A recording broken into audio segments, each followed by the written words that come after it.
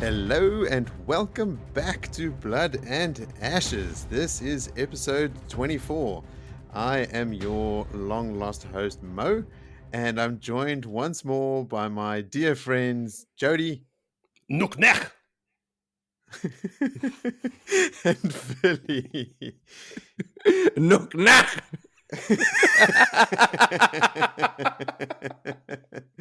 Tell me that's Klingon.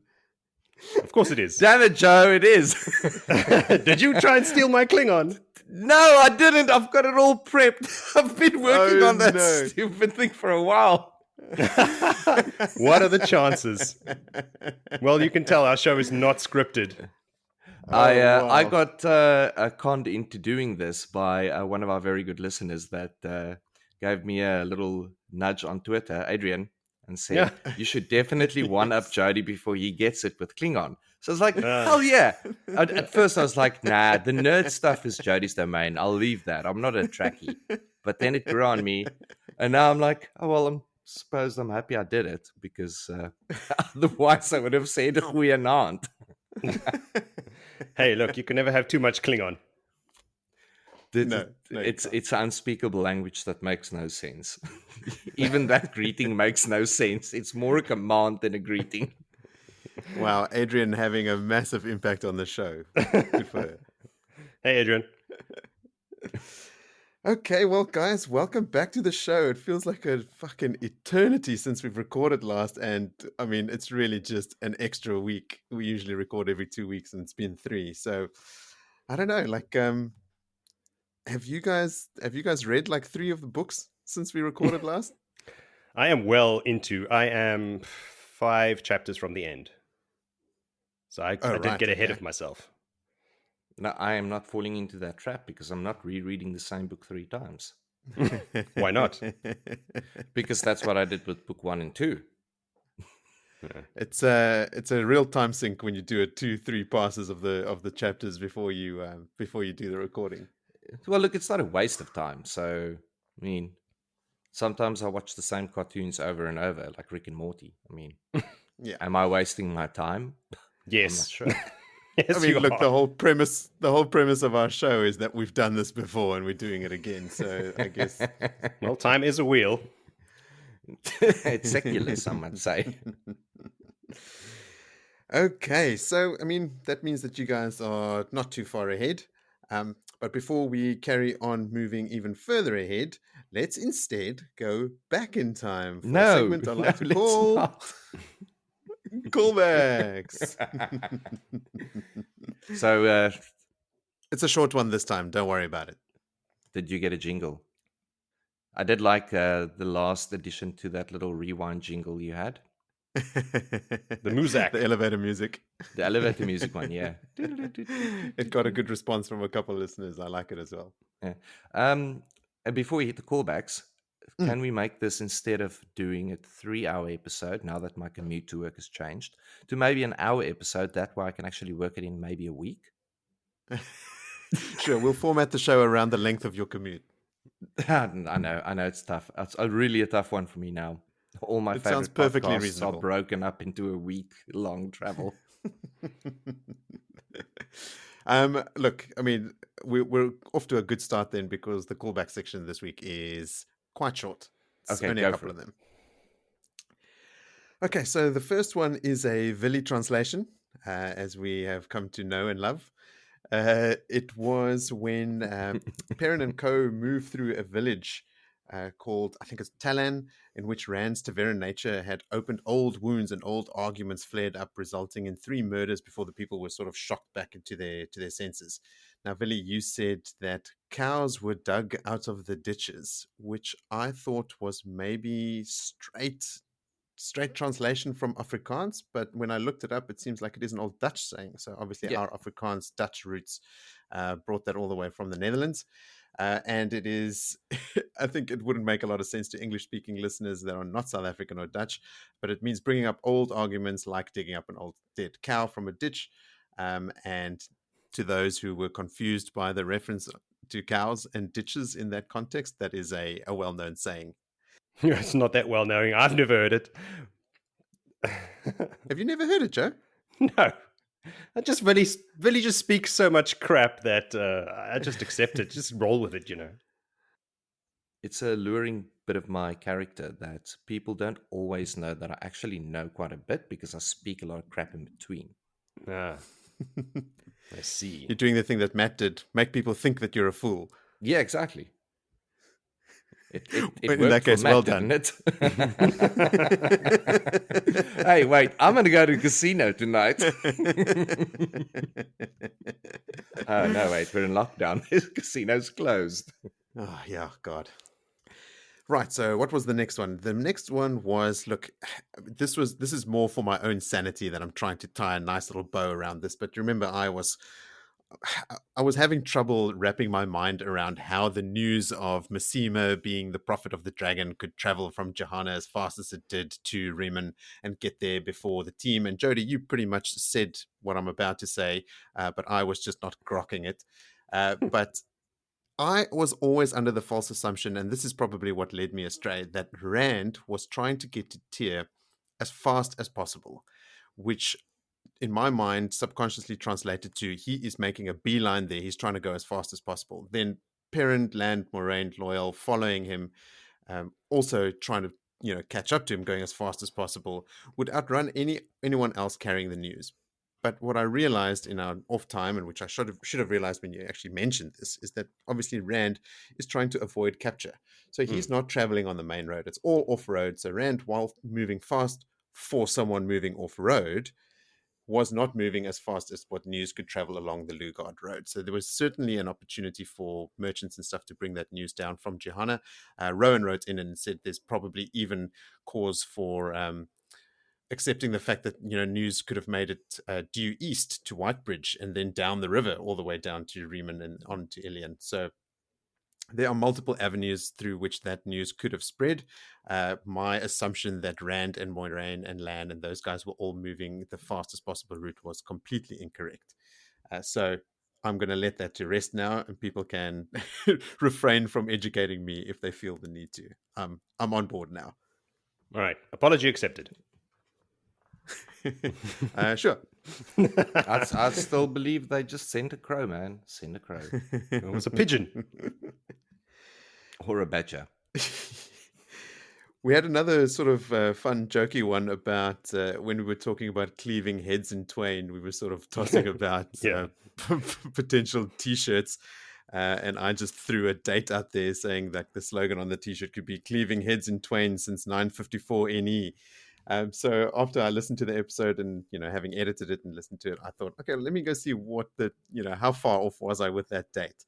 I just pulled that date out of thin air, but the actual year of Gaul's release from the cage when Perrin did it was 999 NE. So I was a full 45 years off the mark. And apparently it's 2 years before Moiraine was born. 954 NE is 2 years before Moiraine was born. She was born in 956 NE, which makes her 43 years old. What's the NE stand for? New era. Ah, right. Yeah. So close, but no cigar. Yeah. And then the last one is we were wondering whether Loyal's chair was also sung wood. It wasn't. It was just the bed. The end. Yes, nice. It was only the bed. Yeah. Is that, what do you mean? The end of the story about the beds and chairs, or the end of the callbacks? No, the end of pedantry. This is the end of the callbacks. All right. Now, this is not the end of pedantry, Bill. Please. That's very naive of you. Oh, no. Sounds, look, by the sounds of things, it didn't sound like you had enough things to check up on and look into, Mo. So perhaps we should just be erroneous in our ways. Well, I'm counting on you for that, Phil. Come on now, I'm not here for accuracy. No, and also me with my stubborn nature and my preconceived notions like news not being able to travel fast enough is laying plenty of groundwork for callbacks next time. So let's see what wonderful misconceptions I can dig up this time, like an old cow from a ditch. In true life, and as the small little surf town that we lived in together, you know how quickly news spread through that place. So it's feasible that news can travel in a setting of this nature quite fast. Yeah, and look, at the risk of sort of belaboring the point, Moiraine, she couldn't just take the Lugard Road and speed ahead of Rand to try and cut him off. She was under the impression that they could catch up to him. And she would also not know for a fact where he would pass through, so she could head him off. So they were forced to follow on his heels through difficult terrain at, again, a breakneck pace for the terrain they were moving through, but not necessarily the fastest way to get to Riemann or Elayne, or Tyr for that matter. So their hand was forced, and then after what happened in Riemann, they also just had to jump on a boat and get out of Dodge. So that's when she decided, okay, cool, we'll just go on to Elayne, and then we'll go straight to Tyr. And we know that he's going, or at least we have a strong suspicion that he's going there, so we'll just have to catch him at the very end, where she, thought she might catch up to him along the way. It was their turn to throw the dice.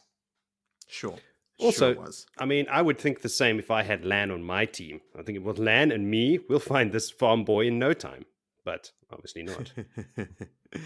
But the Aiel blood runs strong in him. Oh, it does indeed.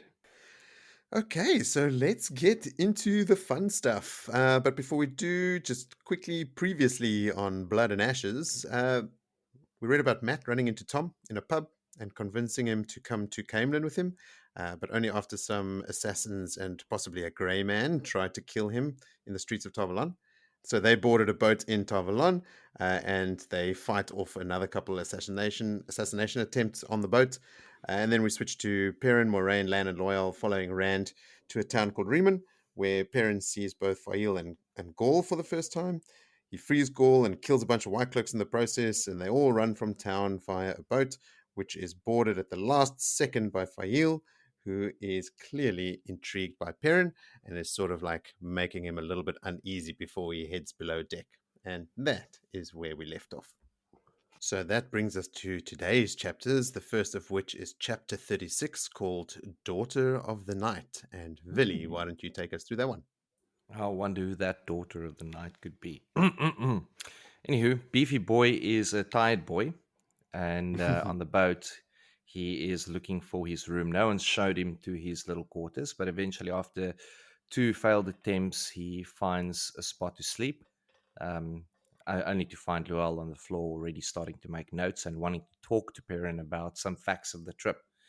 But he's opted out of that one and said, no, there must be an empty room around here. He finds himself another cabin, and he is on the bed, ready to sleep. Perrin, Beefy Boy's a tired boy. So Perrin goes to sleep, and immediately he is back in the wolf dream. And it's misty. It's all mist. Like he cannot even see down to his waist or his hands. And he can sense something's coming. And it's a wolf. And it's Hopper. So Hopper comes and stands next to Perrin. He puts his hand on Hopper, and he can sort of grab Hopper's fur and senses that he has to be, or is going to be led by Hopper somewhere. And Hopper takes him on an out-of-world experience as he all of a sudden is a ghost in the air. Invisible, can't be seen or can't see himself or Hopper.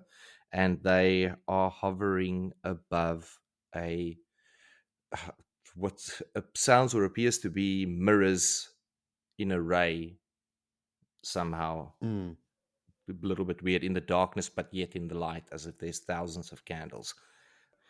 And he witnesses people from all different types and scantily clothed, and some in their sleepwear, some completely naked, all of them sort of like, how did I get here? Confusion. And from all different places of the world, as they got pulled into this dream by old Bazman. Alzamon is back, and he is he is dropping it. He's angry. His mouth is on fire. His eyes are on fire, and he's going off because one of the boys have escaped. Now I assume, and I gather this is Matt that he's talking about, and he's not stoked, and he reminds them that failure has got consequences, and even in the dreams something can happen, and he demonstrates quite happily what he can do, and then sends all these dark friends off to go and do his bidding. And then as they all sort of just disappear, Lanfear appears, and Perrin recognizes her. It's like the beautiful woman that he had seen in the past. And she is like, okay, well, she appears then, and then the next minute a silver throne sort of appears behind her, and she sits down, straightens out the skirts and all of that, still looking as pretty as Perrin remembered her. And she then tells Ishamael that why is he using her domain? This is her place, and what is he plotting?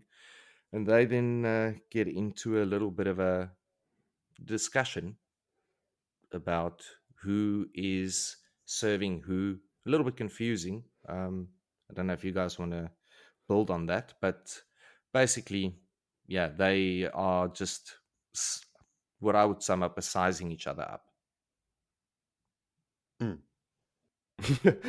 No comments.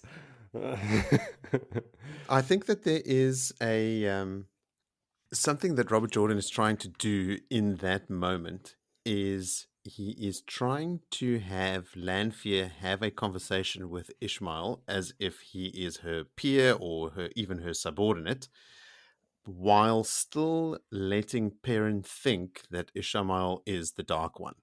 So a lot of the actual dialogue is quite ambiguous. Like, that Lanfear is talking to Baalzamon, who is Ishmael, and they're sort of having their little pissing contest. But you also know that Perrin still thinks that Baalzamon is the Dark One. So everything, whenever Baalzamon or Ishmael is talking about, like, you still serve the Great Lord, it sounds like if he is the Dark One, he sounds like he's speaking about himself in the third person all the time. Yeah. But it is, I think, Robert Jordan is trying to thread the needle there, or just walk that fine line between having Ishmael and Lanfear speak to each other as peers, while still allowing Perrin to think that Ishmael is the Dark One, because first-time readers at this point still think that that is the Dark One. So I think that's why it might be a little bit confusing and ambiguous. Yeah, that was okay. Cool. Now that makes a little bit more sense to me. But yeah, rightly, like you say, they have their little pissing contest there. Like that. Yeah, and with that, Hopper takes him away, and he's in rolling green hills, and he spots Rand. I think he has a little sort of a wolf talk with Hopper, asking Hopper sort of, well, how is it that you are here? And it's like, and Hopper sort of getting the images across that all wolves come here when they die. So it's kind of like puppy heaven or something. Yeah, does he not say like all wolves that ever were and ever will be? Like, all are here. All wolf yes, is there. All the brothers and sisters that are, that all that were, all that will be. So even future wolves are there. Yeah. That's a lot of wolves. There's a lot of wolves in there. I don't know. We spots a few of them, but anyway, yeah. And he gets taken to Rand, who is being pursued by so many dark friends. The Madral stink is all over the place, and he can smell the sulfur, and he can hear the hounds, and it's just Rand being encircled by all of this, and Rand is just throwing balls of fire, and he's throwing lightning, and he's going crazy. And Perrin calls out to him, Rand, careful, they're coming from behind, sort of trying to making him alert. And Rand spots Perrin, and then it's like, burn you as well, and throws lightning, I assume, at Perrin. And that sort of wakes Perrin up, and he's left with a penny-sized mark on his chest. And that sort of like freaked Perrin out a little bit. It's like, okay, cool. There's a lot he hasn't told Moiraine, but this he will go and have a chat with her about.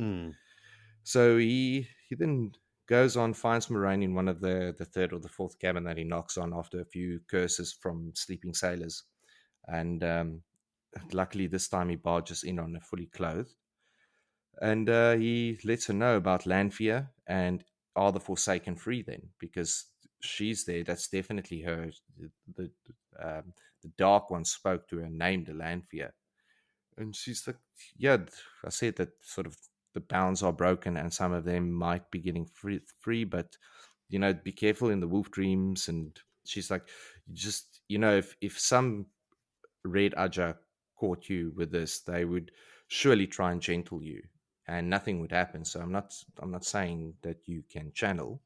Just like, this is a very, very, very unique thing that you have, and only 3 men in as many decades have ever been caught by the Red Ajad, or whether they were hunted or not. But it's be very careful with it. I suppose a bit more of a warning, and there's reason to be frightened of it, because it's a big thing that he can just get into these streams. So yeah, he obviously doesn't like that. Perrin then asks her about the woman on the boat, Faile.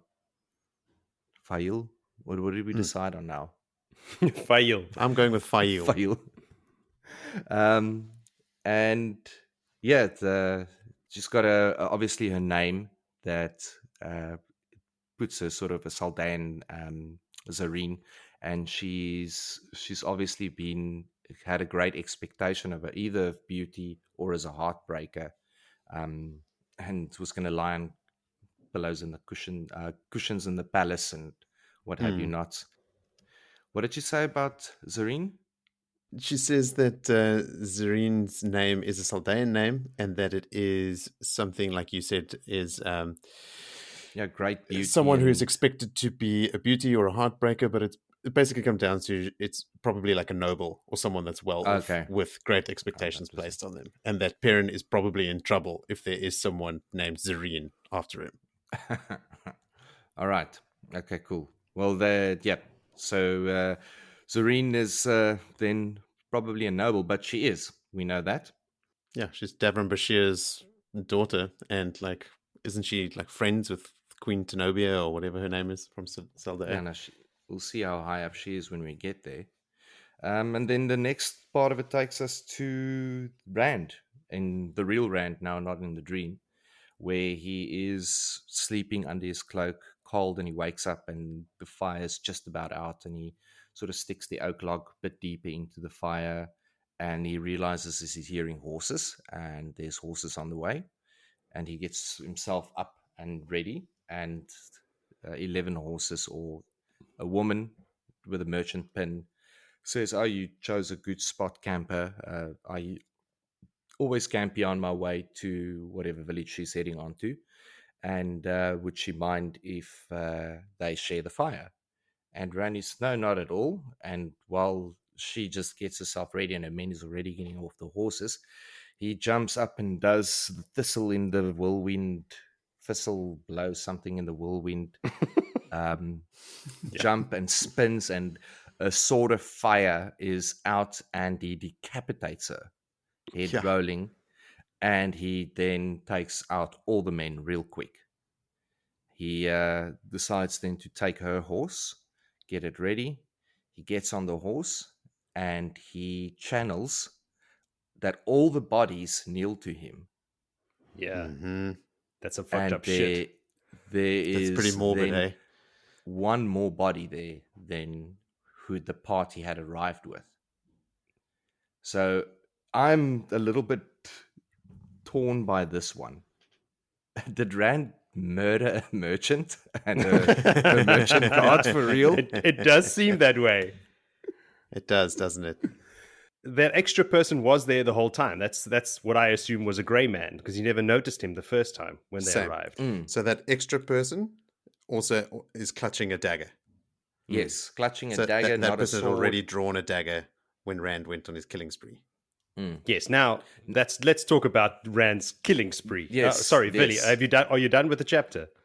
No, that's pretty much as it ends. Rand in his insanity, murdering people, and he's now back on a horse. At least he's got a horse that is going to run to death now again. He's going for Kalandor. He's got some dark hound bait for later on. Yeah. So this is my thing as well. Like, obviously he did the right thing. These people were going to kill him, because then there was a grey man at the end. But if he didn't see the grey man, how did he know these people were there to kill him? That's just the way things are lately, you know? Maybe. Not only that, Jody, but he kills the woman first, and he thinks she was the most dangerous. Yes. How? Exactly. I was going to ask you how. I thought somebody here might have the answer.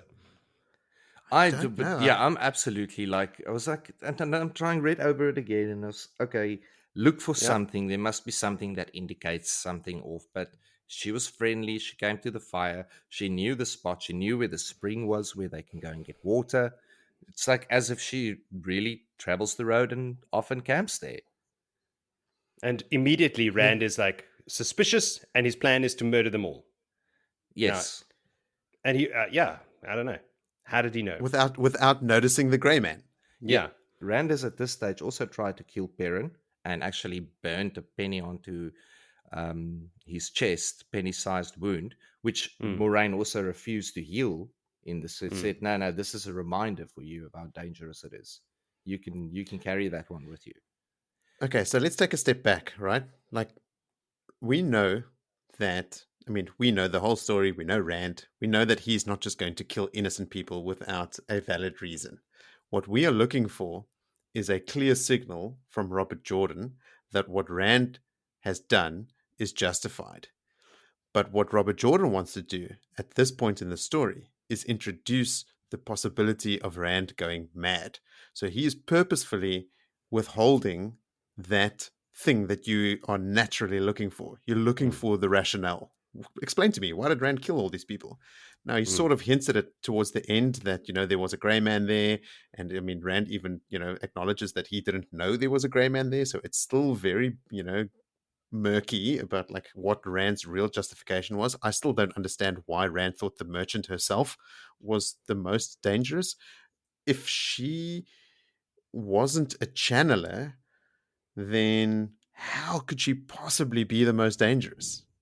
Other than being in charge and having the command of all these men. So I don't know. Like, I think it's a purposeful ploy by Robert Jordan to make you think, fuck, did he just kill an innocent person and all her retainers? Like, is that who we're dealing with? And look at it, like it's it's working. We've read the story multiple times and we're thinking, Jesus, did Rand just kill these people? But so I think it's deliberate. We're going to have to read more and find out. I imagine the answer will come later on. He'll refer back to it and say, yeah, like that time when I noticed whatever he noticed to justify the murder of 12 people. I'll be surprised if it does. Honestly, I think we're supposed to start thinking, fuck, is Rand really going nuts? Because he's always being described as like totally like Haggard, like when Egwene sees him, he's attacking his friends. He attacked Egwene, who he used to love, or still does in some capacity. So, Perrin. He is... Yeah, he attacked Perrin in this very same chapter. It's all like 5 minutes before purposeful. Yes, exactly. Yeah, and I think it is all to that end, right? To make Rand seem quite unstable, and it worked. Is there any possibility that in this, that group of merchant guards and the merchant would not have been aware that there's a Grey Man in their party? No, they were all dark friends. I'm pretty sure they knew there was a Grey Man there. So are we thinking that they are dark friends? We know that there are loads of dark friends after Rand right now. Shamal addressed a bunch of them in the World of Dreams. He killed one of the guys for failing to stop Matt. Like we know. This is also weird, right? Like when Rand is busy killing all those fades and people coming at him, some of the people Perrin saw in that sort of dream vision as well, when Rand is just firing stuff at them, Perrin says his eyes just sort of slid off them. So there are Grey Men in that mix as well. I don't understand how the Fades and the Grey Men and the Dark Friends are all sort of converging on Rand in Tel Aranriad, and he's killing them. I don't know what that is. Like, surely that wasn't everyone around him actually conscious of what they're doing and trying to attack him in Tel Aranriad. I thought it was more of like a symbolic, there are so many people after him, and this is like a dream representation of those people sort of circling in on him. But then Rand is attacking them outright. I don't know. It's all very confusing. Yeah, man, Rand is going a little bit nuts. But I'm just gonna envision that they all were bad dark friends, and they deserve to have their heads severed. Yeah. What makes this even murkier is that we know that Rand in the future does kill innocent people by mistake, but he is certainly not innocent.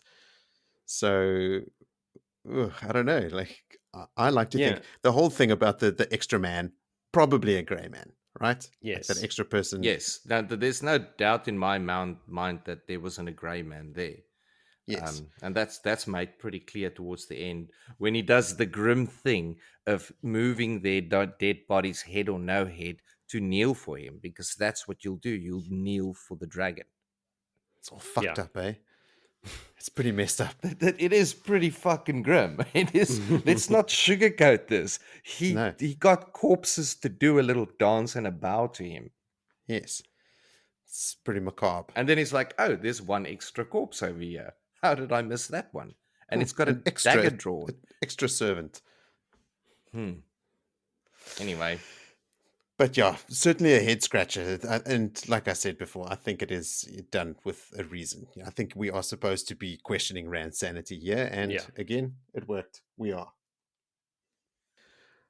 I'm glad Perrin finally knows that the woman in white is Lanfear. Yes. Okay, so he's cluing in. And he's able to relay that to Moiraine now. He's also getting a better understanding of the wolves, I suppose, now in Dream. And a little bit better. Yeah, a little bit better. And also happy that he's on the boat, not being able to reach out to them, going further and further away, so he can get some sleep, because Beefy Boy's a tired boy. That comes later, because right now he did just go into the wolf dream. Yeah, that's right. Baalzamon mentions to Lanfear that she pledged herself to the Dark One in the Hall of the Servants. Do you guys remember what the Hall of the Servants was? Yes. So 0 shits given. Like, no hiding about it. No. What? No, I missed that one. What's the Halls of the Servants? It was like the seat of power of the Aes Sedai in the Age of Legends. It's like what was that city called, Joe? Perrin or something like that. The greatest city in the Age of Legends had this like headquarters, this huge building with like vaulted ceilings and columns and stuff everywhere, and it was like the seat of power of the Aes Sedai. It's where the Amerlin and the Tamerlin, where they sat, and that's where Lanfear swore fealty to the Dark One. Apparently, Belal is the one that destroyed it. Belal's the one that destroys the Hall of the Servants. Which is a nice little tie-in with Book 3.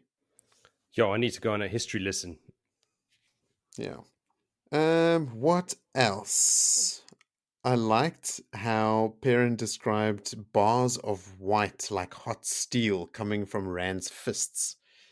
So Rand is using his fists to channel balefire, which is a cool visual image. But also I like that it is like Perrin would equate it to hot steel because he's a blacksmith. It's one of those things like I mentioned in a previous book about who was the Jeff from Bornhold. You know, like when Robert Jordan writes from a person's point of view, like even the sort of turns of phrase and the idioms and like metaphors and stuff they use are specific to that character whose point of view we're reading from, which is cool. No, that is very cool. I do agree with that. I also laugh that at least Moiraine is dressed this time. Perrin comes into her room. Yeah, but he knocked. He made sure this time. Yeah. No more barging into Aes Sedai rooms. Oh, jeez, he's really pushing his luck with Moiraine in this stretch of chapters, eh? Oh. But we'll get there. Lanfear's also not showing not any real deference to Ishamael. So Ishamael's not Nay Bliss at this stage, is he? I don't think so. I think he turns up later when he's Moradin already. I don't know. I think so too. Put a pin in that because I might be way off.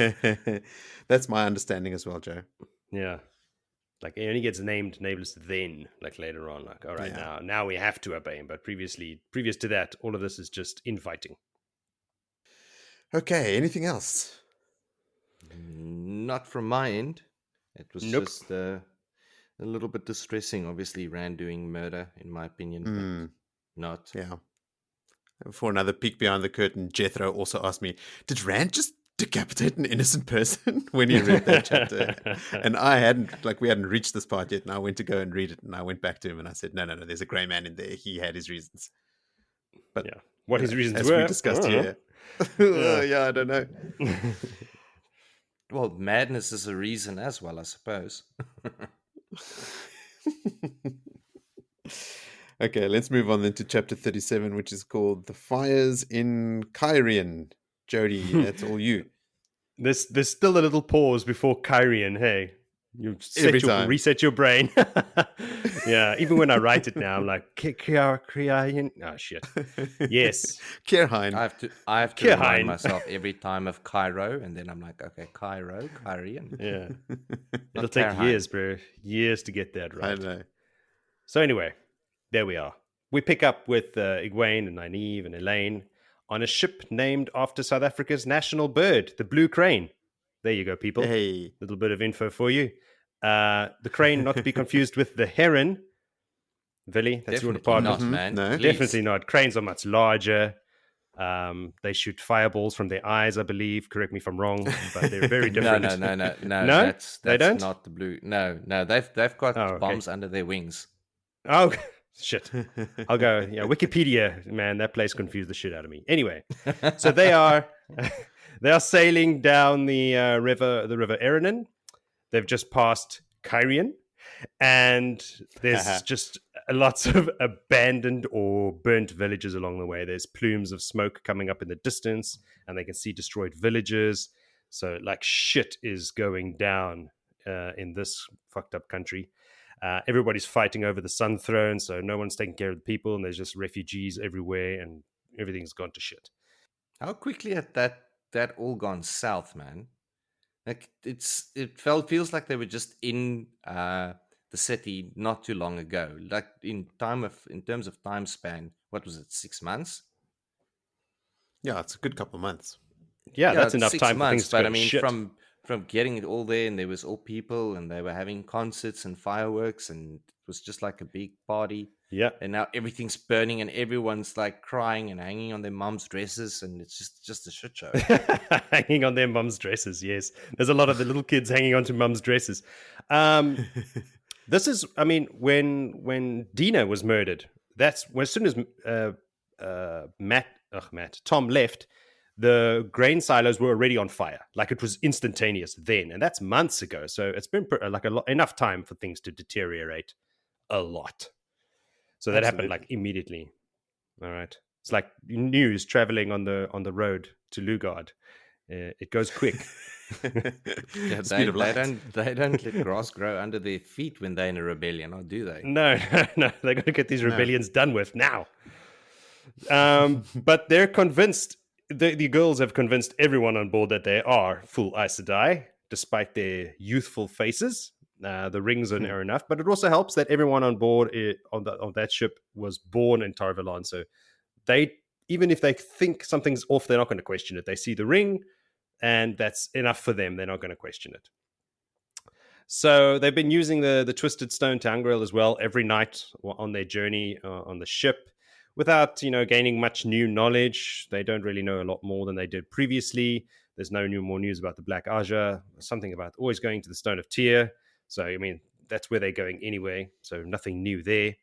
But her dreams have been very enlightening, to us at least, the reader. To her, she's completely befuddled.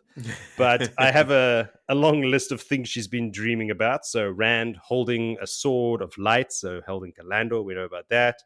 Rand being threatened from all sides, we know about that. He's being attacked constantly.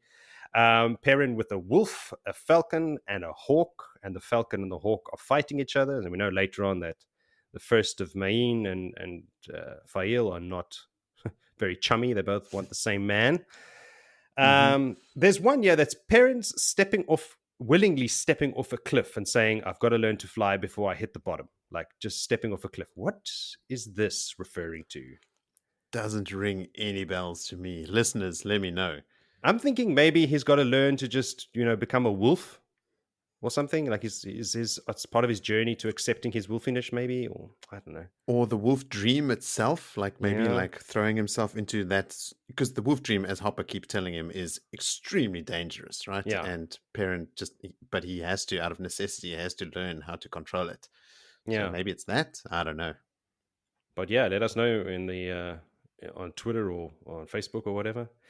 And Aiel and Perrin is involved again. So yes, we know about that. Matt with dice all around him, but she already knows. Well, she knows what that means, like sort of, but you don't know the full extent. Yeah.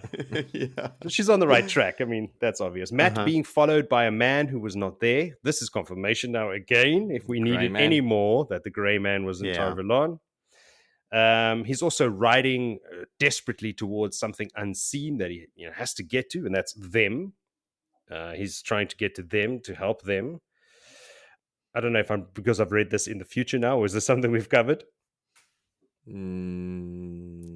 What? Well, potentially something that will come up, I guess. I don't know if this is something I read in the chapters that I've gone ahead in now, that Matt's he's trying to save the girls. He knows he has to get after the girls. But I can't remember if this is something we've talked about already. Not in this stretch, no. It's not in this stretch. Oh, okay. Well, spoilers. It's coming. Hey, spoiler cast. Yes. He's also with an Illuminator coming up very soon, and we've already met her. Men and women breaking out of cages and putting on crowns. So the Forsaken breaking free and taking a foothold in Tyr and in Ilion and in Camelin. I did not put that one together, Joe. Thanks. I put it together making my notes. And I was like, as I was writing it out, I was like, oh, duh, obviously. Right, yes. Strings on puppets, on strings on puppets, on strings on puppets into the distance. So yeah, the machinations, I suppose, of all the Dark Friends and the game of houses being played by... And the Aes Sedai. Literally every fucking person in the story is a puppet master of some description. Exactly. But they are themselves are the puppets for other masters who are themselves the puppets for other masters, etc. Kings dying, G-Man, Queens weeping, Morghese? Morghese? Who's she weeping for? Is she the queen? Well, the people of Cairhien, you see? Cairhien, I suppose. She's not in a good spot. Her daughter's missing. Mm-hmm. She doesn't know what's happening, so perhaps it's her, but I'm sure there's, at this point in the story, plenty of queens that are crying. Also, I mean, these things are all prophetic, right? So, like, any time in the future, and we know that Morghese is, removed from the throne completely, so there's plenty of cause for her to be weeping later. There's also battles raging. So there's kings dying, queens weeping, and battles raging. Yeah, yes. Par for the course. Yes. White cloaks ravaging the two rivers. So that's definitely coming. Yeah. Mm-hmm. She dreams about the Seanchan as well. So we're not done with them yet. Absolutely not. And she, of course, dreams of her mom and dad. And she just figures that's because she's homesick. She would much rather be at home than dealing with this cuck. Yeah. So Nynaeve and Elayne have also tried the Tangriel, but of course with not much luck. They all just keep getting the same things. They're in the heart of the stone or they're in Tyr or something, but no news. So with all this time on the ship and no new info from Tel'aran'rhiod, the hunt for the Black Aja is really freaking out, really hitting home. Like she knows nothing and they're getting closer and closer and they're going to have to do something soon. But she doesn't know what or who or where. But she does know, like after a bunch of thinking, that it's going to have to do with the heart of the stone. To stop the Black Aja, they're going to have to get into the Stone of Tyr, which no one can. So doesn't quite know how she's going to do that either. But of course, they figure it out, I imagine. Then later on, Egwene and Elayne are on the deck, and they're just talking about the war in Cairhien, and that's when it dawns on Egwene that the man following Matt that he can't see is a grey man. She says it out loud. And there's a kind of eureka moment. And it freaks Elayne out that she just embraces the source immediately and starts eyeballing, like looking around like, wait. Which I thought was pretty cool. Like how quick she is now to embrace the source and be ready. Like they've come so far from just trying to figure it out and hold a ball of light. Now she's ready to kill grey men, like at the drop of a hat, That is cool. Yeah, but unfortunately, this means that Egwene finally knows what one of her dreams mean about Matt, but there's nothing she could do about it because she's on a boat in the middle of nowhere and she doesn't know anything about Matt or where he is. So kind of like a one step forward, two steps back situation for her. So just then the ship hits another sunken ship that's been submerged there by brigands and comes to a complete stop. They try to move it, but it's not possible. The captain's trying to, get his men to get them off and get them going, but it's going to take a while. And Nynaeve is not stoked, so she's like, "No, we're getting off and we're walking." And the captain's like, no, we can figure it out. And she's like, no, it's going to take too long. Listen, we're going to walk down to the next town, which is about 2 hours walking. If you're free by then, if you're free the boat, come and pick us up. If not, we're going to find another boat because we can't wait around.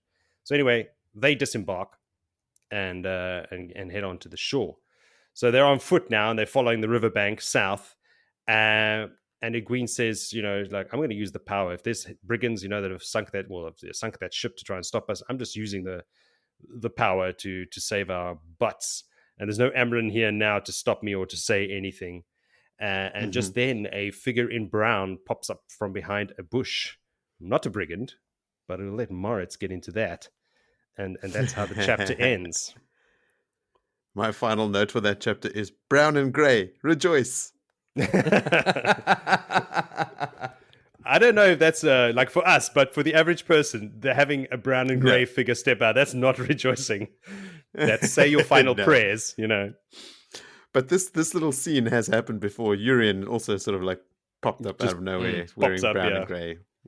If they pop out of nowhere, they mean to ask you something. Yeah, if you can see them, you're okay. You're okay. Yeah. So it's only an email and Aiel man, and I saw him. Yeah. In that one dream of Egwene, she says that Rand is in danger from two people. Who? Well, Too maybe forsaken? it was the grey man and the lady on the horse. They sort of like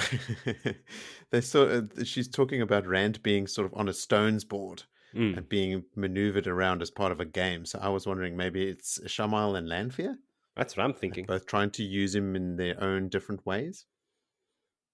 That seems the most logical answer. Hmm. Because that stones board is tactics, it's intelligence. It's not just It's not just grey men trying to stab you. Yeah, it's maneuvering. That takes brains. So that makes me think Forsaken. Yeah, Sam. Have they brought stones into the game yet? Yeah. Into the story. Oh, yeah. Rand and Loyal played it in the one in. Yep. Yeah. There's a lot of that. A lot of stones coming up in the next chapters as well. The game makes a resurgence. But there's a lot of tension between Egwene and Nynaeve as well on the ship that I didn't really go into here. But there's a lot, like, and Elayne also mentions it. Like, if one of them says yes, the other says no, and she's getting pissed off with these two people because I'm Nynaeve also getting pissed off with it. Yeah, it's getting a little bit petty now. Yeah, and Egwene is like, look, we're not your kids anymore. We're on the same footing, and trying to put her foot down and make Nynaeve realize that, look, we're on the same level now and everything. But neither of them are having it. I thought they'd worked this out. Like, they even had the conversation about it where Nynaeve was like, I guess I can't treat you like a young woman anymore or like a young girl anymore. We're all accepted now. I'm sure it was after the accepted test where they all sort of said out loud, okay, we're all basically on level pegging, but Nynaeve is coming a little bit letting difficult to Nynaeve, I think. Nynaeve. Because it started down from how they're spending the gold in terms of Egwene already had this nice little silk number in her mind that she wears when she's in the world of dreams, and she's like, nah, wool. Nice woolen skirt divided for riding can go a long way, and we need money going forward. So she really is mothering them to the... She is, and she is also taking the lead most of the time. She's the one making the decisions, and Egwene and Elayne are just sort of like going, okay, I guess it's not worth the effort trying to argue with her. Well, that's not what Egwene is thinking. But it is frustrating, this little power struggle that they have. Maybe it is only frustrating to us as rereaders, knowing like how their arcs go. Like this is so inconsequential. I don't want to bother reading about this nonsense. True. Maybe that is it. Like, stop this pettiness and get on to your greatness. Yes, exactly. And I mean, Nynaeve does very soon. Oh yes, so good. Did you guys? I don't know how to read this, and I don't know what the point of it was. I don't know if it was to highlight Elaine's compassion or to sort of show how Egwene is maybe already starting to behave and feel like an Aes Sedai when she's sort of, she can't do anything about the people in Cairhien, about the fires or anything like that. So she's not worried about it. She's focused on her goal above all else. She knows what they have to do, and it doesn't involve the downtrodden in Kyrian. She doesn't have time or the capability to help them. So she's not even focused on it, where Elayne is much more empathetic and, sort of chastises Egwene for not caring enough. Yeah, she had a little inner dialogue, and then she explained herself quite harshly. Yeah. Almost in a Moiraine type of tone. That's sort of what it made me think of, which is why I thought maybe it's her sort of starting to exhibit even more Aes Sedai qualities, right? Like almost cold, hard, focused on a goal, where Elayne is still a lot more caring, sort of also taking on the role of a monarch. Yes. Elayne would, as the Queen of Andor, she would have to care about her people just like her mother does, and even the people of other countries, as she alludes to later when they talk about how Andor is taking in Kyrenian refugees and that sort of stuff. So it's actually, it makes Egwene seem like a bit of a bitch, and actually really endears me to Elayne even more. Yeah, you're right. I think that's exactly how I see it. It's Egwene, like kind of like the seeing to the future of their future roles. Like Egwene going to be the Amyrlin, and she has to be dispassionate and she has to focus on certain goals. And Elaine's going to be a queen, so she needs to care about her people. So these are definitely character traits of them surfacing right now. So yeah, I agree with you. Yeah, I just don't know about. I think Egwene is really focused on what is driving her and her purpose at this moment, and she doesn't want to allow her head to even go that way. I don't think she's being a bitch. No, I mean, I was being overly dramatic for comedic purposes, but she's being hard and dispassionate, like Joe said. She's being rational and logical. Maybe she should be a white. Yeah. Okay, should we move on to chapter 38? Please do. That we can do. Ooh, Maidens of the Spear. Yes, give me that Aiel lore. Give me that Aiel. So as this figure rises from the bush, Egwene and Elayne embrace Saidar instinctively. Also cool, like you said, Joe, that they can just do that. But Nynaeve just folds her arms with a firm expression on her face. Probably both because she is incapable of embracing Saidar immediately, but that is what she would have done anyway. Like that is just her default pose. Egwene notices that the person is a young woman about her own age, and Elayne releases the source, but Egwene is still carrying the scars of being a demand, so she keeps her connection to the true power going. She's unwilling to release the power. The true power? The true power? Release the power. The one power. The woman is taller than Egwene, with blue-green eyes and reddish hair, cut short, apart from sort of like a rat tail hanging down to her shoulders, like a thin strip of hair. I'm only going into this description because it is a fan favorite and one of my favorite characters, Aviendha. Yeah, I'm not going to hold back from naming her yet. No, but she's wearing obviously the Caden sword, and Egwene recognizes her for the Aiel that she is.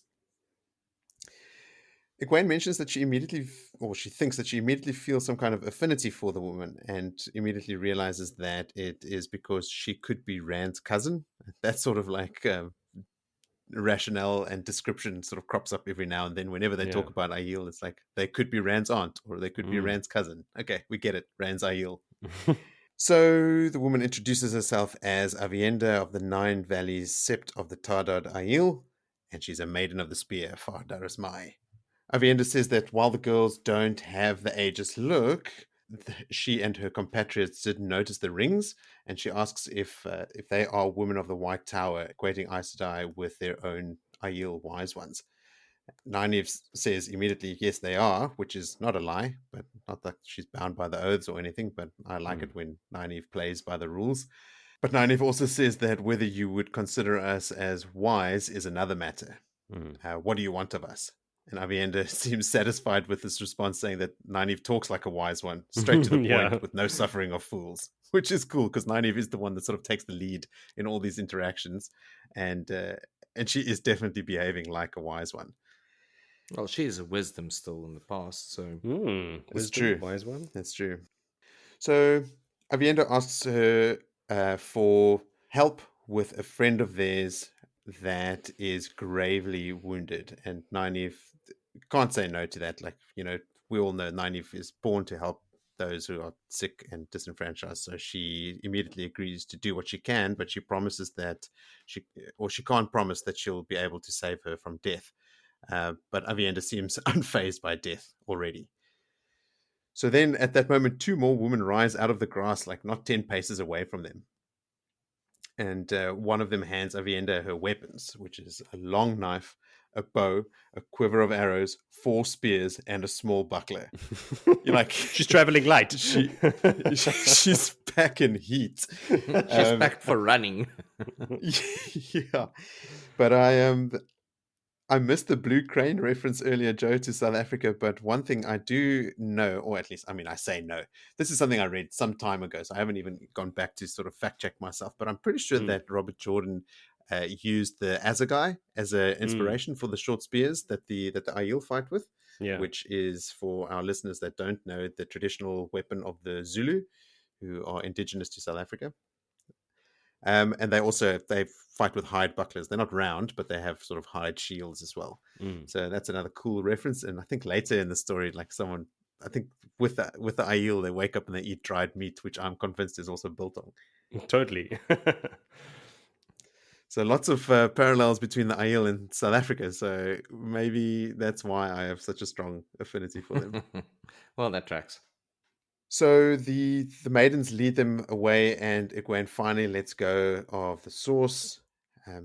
Elayne sort of tries to break the tension and introduces herself as, Elayne, daughter, heir of the throne of Andor, much to, Egwene's surprise. And the 2 other maidens introduce themselves as Bane and Chiad. Yeah, fan favorites. Yes, they're going to be in the story for a long time yet.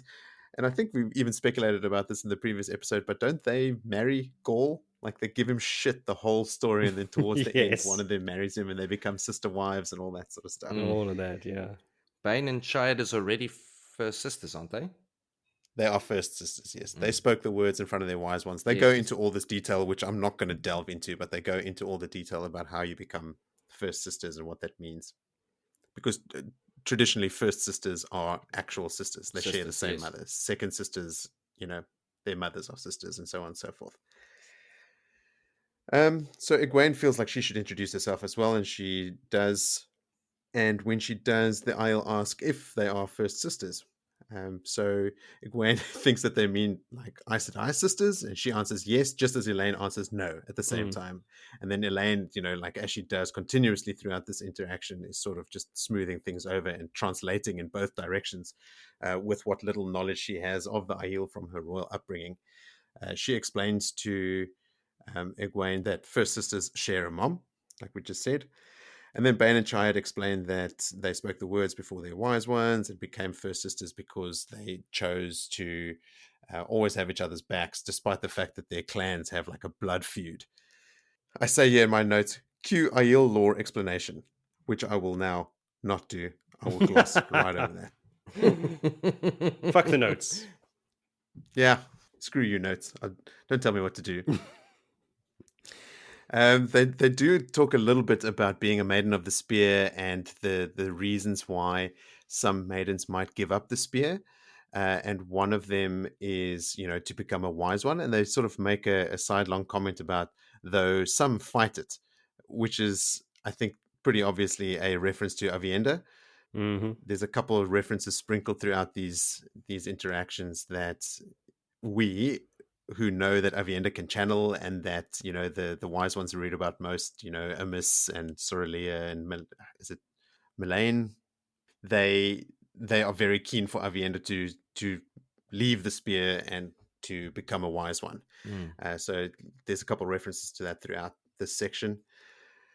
Egwene lies and says, "Oh, okay, cool. That's quite clear to her now. She understands." So as Egwene and Elayne sort of try and fumble around, trying to understand what the Aiel customs mean and how they could be applied. So like as the Aiel are trying to sort of apply their own thinking and their own customs to Elayne and Egwene's situation, and they trying to explain their way out of it, they all seem kind of on the same page, but no one is fully understanding what the other party is really intending or saying.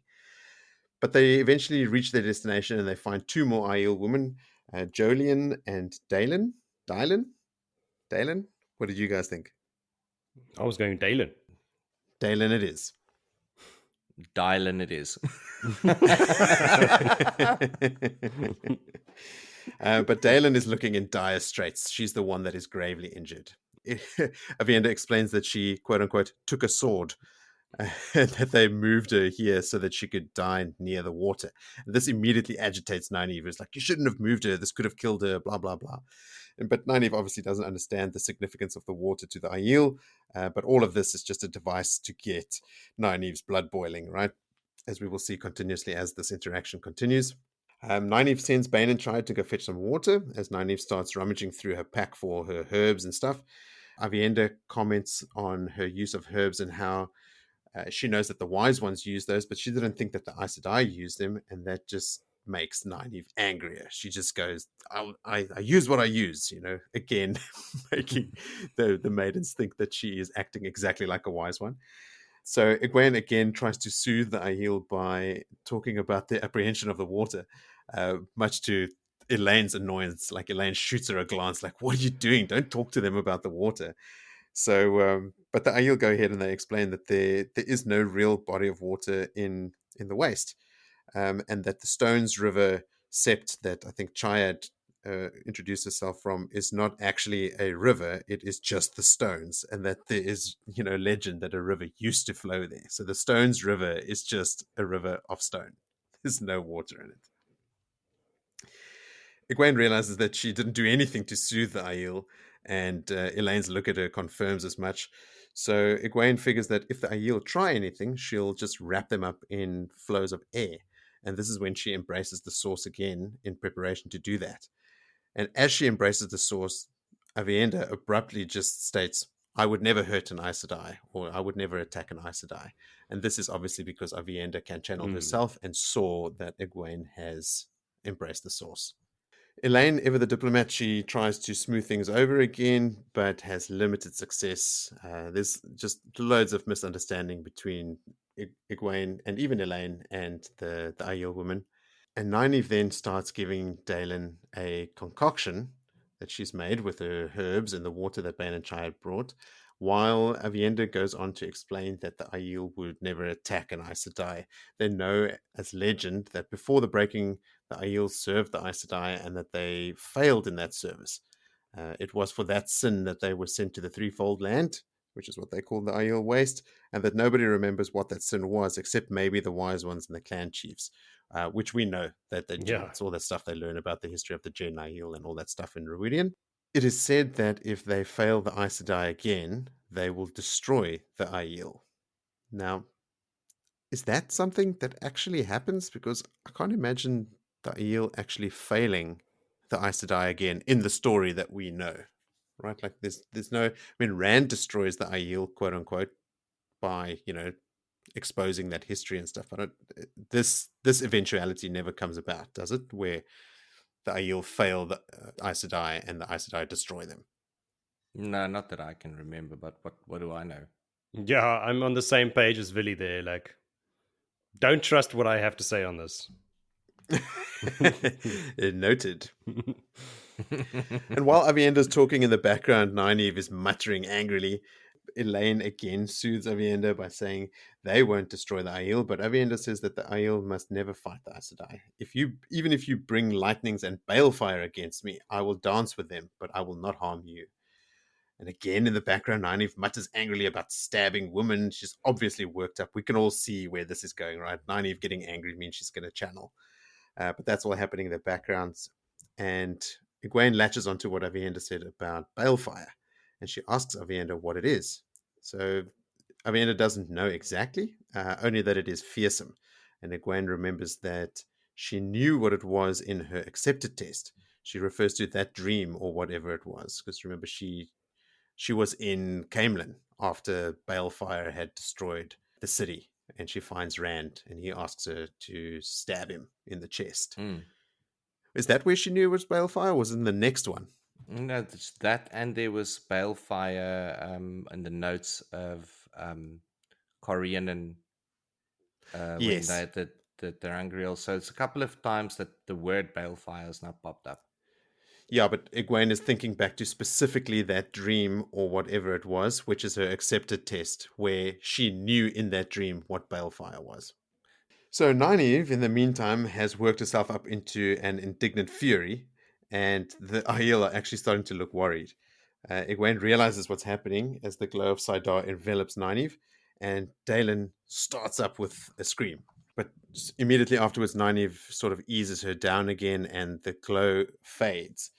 And Egwene thinks to herself that she saw what Nynaeve did, but it was so complex she didn't know if she actually saw all of it. And the quote is, what Nynaeve had done in those few seconds had seemed like weaving 4 carpets at once while blindfolded. Yeah, she's already on it, eh? That is just... It's so cool. Nynaeve, like, just angry and desperate to help this person, just weaves this incredibly complex healing weave, which is awesome. Can't I hear the bones like crackling and the skin like going into place? I don't know. I don't remember that specifically. But the wound is gone, and Nynaeve sort of just orders them to clean her up, get her warm, and prepare for Dalen to be very hungry. And then sits about washing her hands like nothing miraculous has just happened. She's just done this like incredible thing, and just starts bossing people around and then acting as if it's no big deal. Love her. Yeah. Back to business. And that's how the chapter ends. It's amazing. That bit, I love that. That was the standout of this chapter for me, is just Nynaeve working herself up, and who stabs woman and carries wolf, and like just working herself up to the point, and the next minute she's like, all right, here we go, boom, and then in 5 seconds just heals the woman. It's cool. There's like 2 things happening. There's this awesome like lore dump coming from the Aiel, where you're learning all about their customs and their weirdness and how different they are. And it's actually a third thing is happening, which is showing like the misunderstanding between the Wetlanders and the Aiel, how they are just so culturally different that they cannot reconcile each other's customs. And then the last thing that's happening in the background while all this is happening is it's giving Nynaeve space to sort of just get worked up. And every now and then you hear her muttering angrily, and she's getting angry and angry and angry until it's almost like she catches on fire, right? Like the glow of Saidar just springs up around her, and then she just lays down this incredible weave, like weaving 4 carpets at the same time while blindfolded. Amazing. So did you guys have anything else from that chapter? I mean, there's not a lot happening below the surface there, except for like, introducing major characters. Aviendha, man, Bane, this is and a Chayad. big one. This is like great characters coming into the story. I love it. Yeah, it's amazing. I think we pretty much covered everything there. Cool. Well, then let's forge ahead to chapter 39, Threads in the Pattern. Villy, please do us the honor of leading us through this fantastic chapter. Whew, strap in. This is a big one. Are you ready for it? I'm so ready. Nynaeve is now already upset that they still haven't, while they're trying to touch the healed wounds that she had just performed, and like, hey, didn't I tell you to get moving, get her food, get her dressed, get her clean, and we have to move on. She's clearly just back in that taking charge mode of hers, and she's going to move on. And this is where the Aiel girls then start sort of just a little bit of questioning, sort of, okay, well, we are here to look for he who comes with the dawn. And I mean, part of that is we've got to kind of look for anomalies around us. And 3 Aes Sedai walking in a country where it's a full-out war is something that's out of place. Like, what exactly is happening here? And she's just like, we've got our quest, we've got to do what we've got to do. But we're going to the Stone of Tyr. That's where we're going. And if we stand here any longer, there might be no stone left in there. And they then start moving off, and they obviously the good old greetings of "my water is your water" that Aviendha leaves them with, and the girls get moving, still staying clear of trees now. They're even more staying clear of trees now, going down the river. And too little too late, they spot a few men that jump out of a cropping of trees, and lights out. The girls get what we learned then later, slingshotted some stones into their skulls, and yeah, that's it. Pretty rough. It's pretty gruesome. I mean, Yeah. as we'll hear a little bit later. So the first of the three that sort of come by out of that stone to the head is Egwene, and she's sort of like just completely like dear mekaar. Not yeah, I dropped Translate.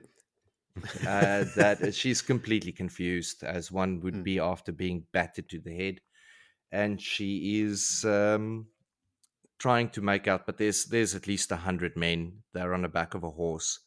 Um, she makes out a building, sort of a crudely built building with rough stone logs, and someone notices that she had woken up and like, oh no, there's commotion, and yet again another blow to the head, and she's out.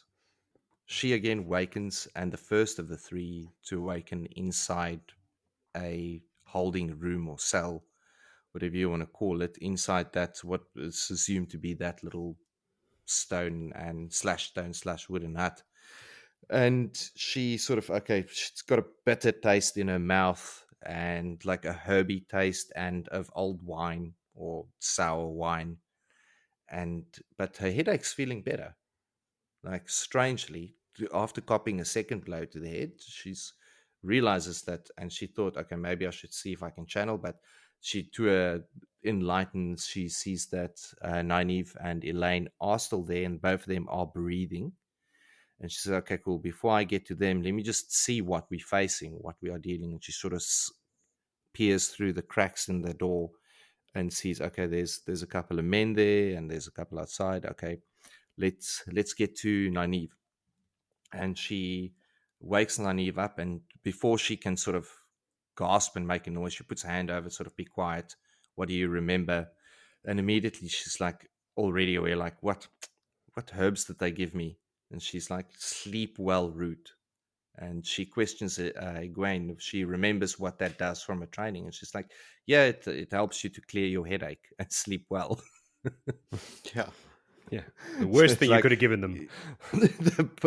They obviously didn't learn. So they make the comment like, that guy was obviously not listening to his granny when they spoke, and the wine was just as bad. And they're like, okay, but obviously Nynaeve is on fire now. She wants to get going.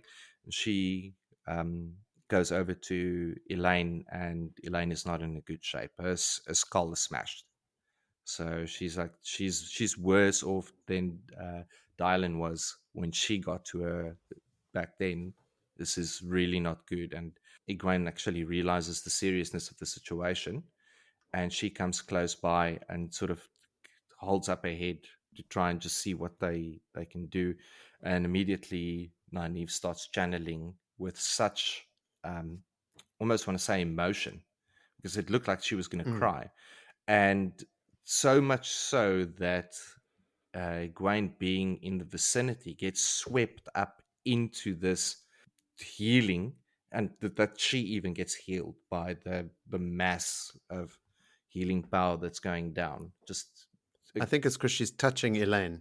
is it touching or close by? I wasn't too sure. I was just taking it that it's kind of that she was so close by and being there. And no, maybe I thought she Nynaeve's was not touching, doing but it perfectly yet, but it could be very well because she's touching her, I suppose. And as she then starts channeling, Elayne sort of opens her eyes and opens her mouth, and again they get her to hush. And do you remember? That is all done. And they're like, okay, cool. Well, everyone's okay now, and even Egwene's headache is gone. So let's get ourselves out of here. Let's see what we are faced with. And in the meantime, in the background, this brigands have been having a discussion about the 3 Aes Sedai, and no, they definitely Aes Sedai. They've got the rings on the table, including Lan's ring that came off Nynaeve's neck. And they are, if you have got the stomach for this, you sell them to the right person. But it takes a real guy with a real tough stomach to be able to deal with the type of people that will buy an Aes Sedai. And do this now, and this is one of the things that bother me about this chapter, is the 3 people have now come in, or persons that are gonna buy them, and they are 3 Madral. And Egwene is too scared to channel a trickle to feel if she can get the locks undone with a special awe affinity that she has. How did they not feel the healing happening? Well, they weren't there yet. That it's literally seconds after the healing that they peer through the crack. It is not even spaced, and I went back to that. It's not even spaced out by like a few lines. It's not like they were, okay, cool, we got an hour, let's sit back over here and think about it. It's right there, and then there are the 3 Madral, and they scared to open the lock. And as soon as Egwene does that now going forward, she's like, all right, this is it, we're going to do it now. And she channels, and the chain and the lock drops to the floor. And at that moment, Madral's like, are you sure are they sleeping human? And they're like, yeah, no, they out. And the other one lifts its head, and the locks drop to the floor. But at the same time, the front door get kicked in. So that's why I say, like, right there and then they were inside there, in my opinion. And how did they not know of the healing? I mean, Nynaeve was channeling a huge amount. Do we know that she was channeling a huge amount? Well, regardless, I think even when Egwene channeled that little bit to open the lock, they felt it. So they would have felt any kind of channeling. But I also just assumed that they weren't there. Yeah, they weren't there. But okay, let's go back. They would have been close to all of the villages. All of the villages they ran through with Moiraine. She said, if I just channel the least amount, they will feel it. They'll know we're there. If they are in the vicinity, so even if they were a kilometer away, they should have felt it at that sort of healing amount. I mean, I hear what you're saying, and I think I agree with your interpretation of that, but I don't think you can take that as a rule. Like, Moiraine could just be being extra cautious, right? Like, Moiraine doesn't state a Fade can sense channeling within a kilometer's radius if I channel this much. Like, I think she's just being cautious. But I also think that your point is valid. Like, even if the Madral weren't in the room or in that hut when Nynaeve was doing the channeling, they would have been fairly close. I mean, they would have certainly been inside the palisades. So, because like you said, they do walk in soon after that. Yeah. Is my recollection anyway. I have a possible theory that could explain this, and that is that... Oh, please do. That Fades can travel in shadows, so that they could walk into a shadow in Camelin and come out of a shadow in Kyrian. I don't know how that exactly works. So just because they were there 5 seconds later doesn't mean that 5 seconds ago they were outside the tent. They could have been miles away, and they just appeared through the shadows. They travel in the shadows. So I don't know. That's just something that came to me right now. I don't know how that works, what the mechanics of that are precisely, but I do remember that as a way for them to move around. So they could have been miles away, not felt the channeling for the healing, used the shadows and come out into the tent, and then felt that little bit of trickle when she opened the lock. Just a thought. I don't know. I sense a callback. I don't know. You don't have to sense it. It's pretty in your face, this callback.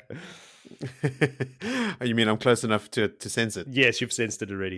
You're sensing correctly. I mean, if Nynaeve channeled a huge amount, because the words exactly are, it was like peeling off my own skin doing it this way. Because she was getting like worked up because she didn't have her herbs, and she wanted her herbs, and they took my herbs, and getting angry, and then she did some crazy weave to fix a skull. Look, I don't want to be... I'm not defending this, but again, there is wiggle room there in that I thought it was noteworthy that Nynaeve said doing it this way. implying that she did a type of healing that maybe she's not used to doing. And I don't know that that necessarily means, Vili, that the quantity of power that she used was high. You know, she did something different, Okay. something intricate, but not necessarily like she's not cleaning Sidin here, right? Like she's healing a head wound. Okay. But she did note that that it was a different way of doing it, and that it was. I thought maybe that was because Egwene was touching her, and that she healed Elayne, and then sort of Egwene as well. Maybe got and pulled that, into the mix there because she yeah, got like healed there's some in the kind of same resonance process. or something coming back. I don't know. Okay, well then let's say that the half-men had really just entered the door minutes after, or seconds, or stepped out of the shadow, like Jody pointed out. But yes, Egwene channeled a little flow. The lock drops to the floor. The half-man turns to the door, and the front door gets kicked open, and all things turn to shit in a second. So much so, I'd like to read this small little passage. Please do. Please do. The room erupted in screams and shouts as men clawed for their swords to fight stabbing Aiel's spears. The Madral drew blades blacker than the garb that they and fought for their lives too. Egwene had seen 6 cats in an alley, 6 cats all fighting each other, and this was 100-fold. And yet in seconds, silence reigned, or almost silence. How great Yo. is that? Seconds. What is the line just before that? Because I think when the door kicks open, the next line is "and black veiled death rolled in the door" or something like Yeah. Yeah. The chain fell on the floor, Madral staring and snarled, and the outer door swung open. Black veiled death flowing from the night. Oh, there like it that is. is cool imagery. Black veiled death, and just the word flowing, you know, like they are graceful and deadly, and they come in here and they destroy everyone except the Fades, and the main brigand is like pinned to the wall with a spear. Yes.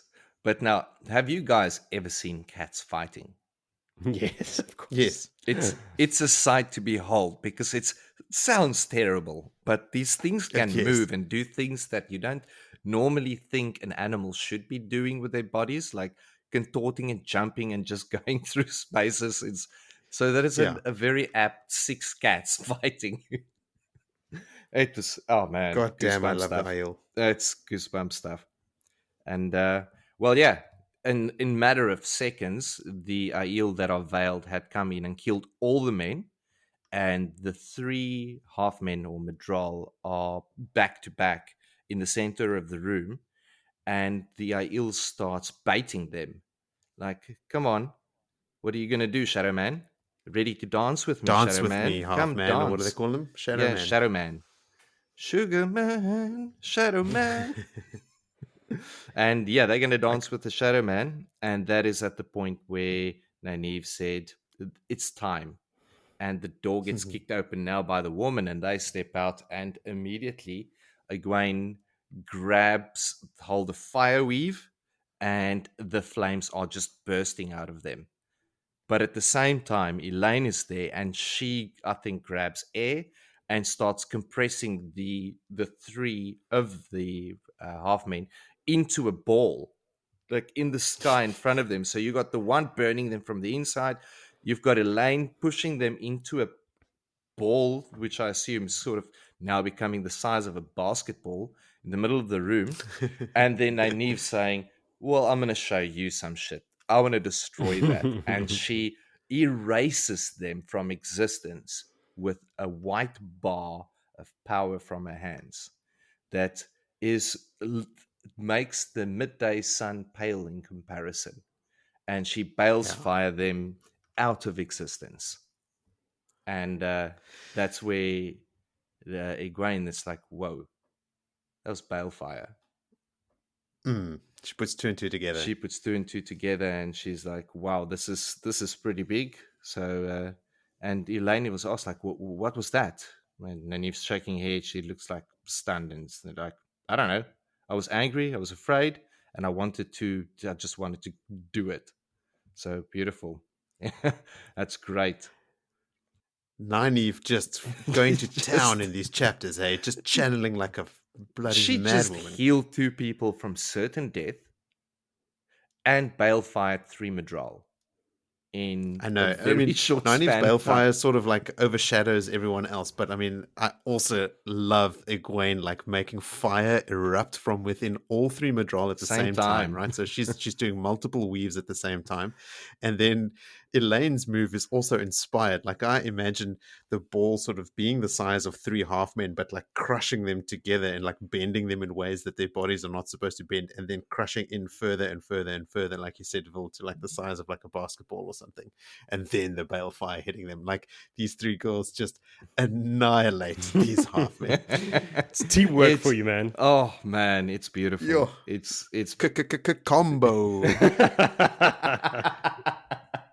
Combo meter was all the way up. Oh man, special move. Boom. Sure. But yes, at that stage, the Aiel now in the room have dropped their veil. Unfortunately, some of them were slain at that point in time, and very, very disappointingly to Nynaeve, it is Dylan that she had just healed not too long ago. Yeah. That got slain, and Aviendha was there again, and they sort of had the exchange like, why? So like, well, we followed you because we still believe there's something that you're going to show us.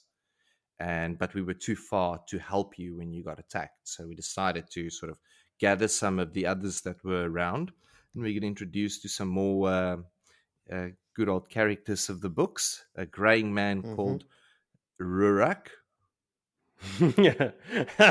What is he called? I tried it. It's Rurak, isn't it? Rurak. Yeah. Yes. Ruck. There we go. Rock. He's a Klingon. Rock. He's not a Klingon.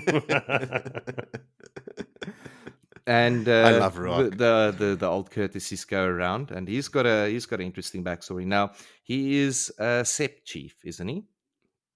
Clan chief. Clan chief, and he's married to 3 women. Is he? Sort of what I from this little introduction. I think he's married to only a miss. No, he's got a wise one. Yes, a miss is a wise one. Aviendha laughed a great joke. I've heard about that. Muzak. She talks about being caught between your wife and some wise ones, and then when your wife is a wise one, it's even worse. Oh, right. Okay, so that makes a bit more sense there. I think. I mean, could be wrong. You could put a pin. You could put a pin in that. Good. I don't remember Ruak's exact marital status, but I know for a fact he is definitely married to at least a miss. Yes. Well, now they then get more into pleasantries. They clear the room of all the dead. There's no Madral to be cleared because they have evaporated out of existence. It's just the beauty of balefire. And they just start. Obviously, Rurak mentions when they grab their rings, their Aes Sedai rings back. He was like, "Whoa, what is that other ring?" Because he only knows of one person that carries a ring like that, and that's the Malkiri king. And sort of even Lan is known by the Aiel. Oh yes. So it's pretty much the end of the chapter. I can't remember if there's anything else that happened there. They were then going to move on, and they were escorted in the morning by the Aiel. So the girls got them each a horse, so they're back on horseback. And the next day, they start riding with the horses to the next town where they will catch a boat, whether it is the same one they were on or another one. But they sort of worried that taking the horses too fast because these are Aiel on foot. And this is where Aviendha and they start joking around like, I'll outrun your horse for 10 miles. And Rurak is like, 10 miles, I'll do it for 20 miles, not a problem. Do you want to see? Go for it. And just getting them into the reality of how these Aiel can move on their feet. And there's even I think Yeah, we're all going to say the same thing. Are we? When they separate, and it looks like the Aiel were just really waiting for the horses to leave them so they could run faster. Yes, exactly. Oh fuck! Finally, we left these wetlanders behind. Let's speed it up now, guys. Yeah. So they make it to Jurin.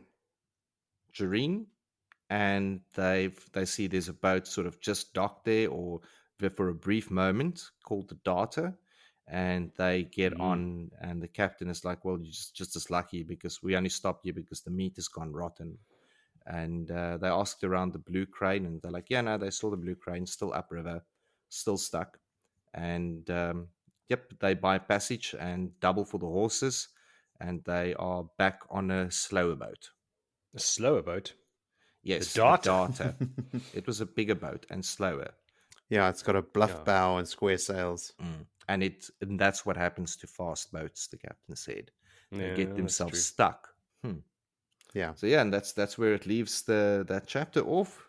The girls have had their little couple of mile run on land, did some magic, killed some people, and just moving on. Another day in life of Aes Sedai, or one of the Aes Sedai. Erase some fades from existence, and bring some people back from the brink of death. All in a day's work. When after Nynaeve had healed Dalen before they move on, the maidens call Nynaeve Wise One, when she's sort of like, what are you doing? I told you to do this stuff. They say, oh, yes, at once, Wise One. Which is cool. Yeah. They're already used to dealing with people like Aes Sedai. Yeah. The Wise Ones are, even worse than Aes Sedai, right? Like they command even more respect, I feel like. But that could be because of my pro-Aiel bias. That's for your bias, yes.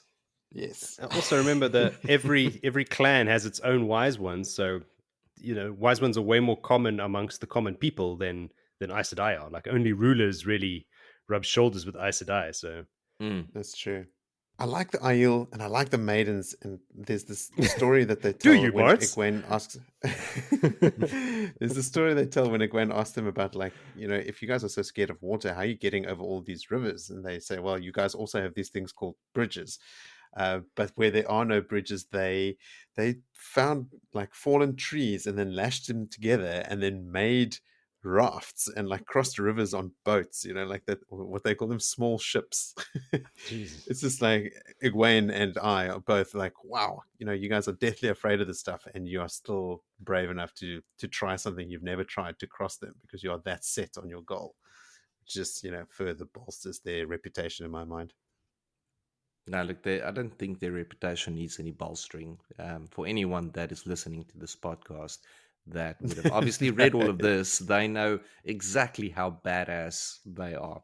And obviously, so rightfully, they get that authority, or that the respect that you give them.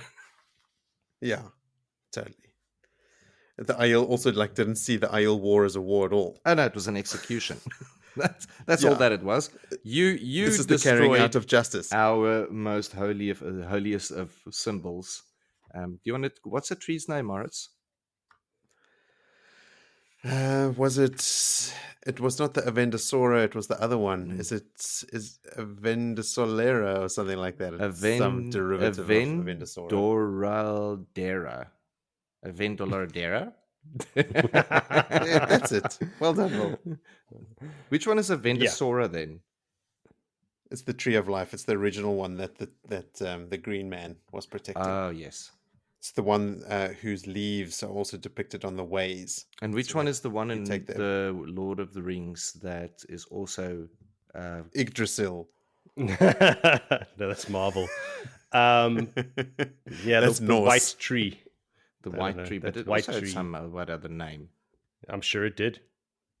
Jeez. What it was a mystery. Too much fantasy. Yeah. Elayne, sharp cookie, eh? Adding 2 and 2. It looks like Rand is he who comes with the dawn. Yeah. Like she's connecting all the dots. I feel like those dots have been connected, but just a reaffirmation of it.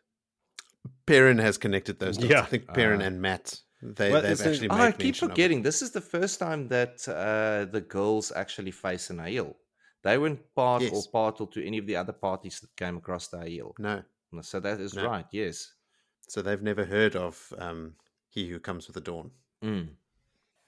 As if the Aiel are not badass enough, when they're circling the fades and saying, "Dance with me, Shadow Man," they are looking the Fades straight in the eye. And the Fades have this like innate ability to cause fear in whoever they look at. And the Aiel either don't fear them or fear them and still taunt them. I think that they still feel the fear, but they overcome it. I think. Yes, they almost embrace it. That's Yeah. sort of like their whole shtick. Yeah. I mean, how cool is that? Very cool, Moritz. Oh, well, they were grateful that the girls stepped in and said, Rook saying, we would have danced with him, but maybe 2, maybe 3 of us would have, maybe 4 would have died. Who knows, maybe all of us, but we still would have danced. These O's like dancing, man. They really love their rhythm. Yes, they do. They're like the wolves. The wolves in Aiel. Like, we'll all die trying to kill these motherfuckers, but we don't care. Yeah, and the realm of man doesn't even know what it is and haven't seen a Trolloc for thousands of years. They just know how to party it up and look at fireworks. I think someone mentions the wise ones and dreaming and sort of plants the seed in Egwene's head about going to seek further guidance about being a dreamer or a dream walker from the wise ones. Like that comes up here already. Yeah, there's a little chit chat about. There's actually quite a bit in here because there's a lot of introduction around Aiel and their culture and their ways. This is prolonged exposure to Aiel, yeah.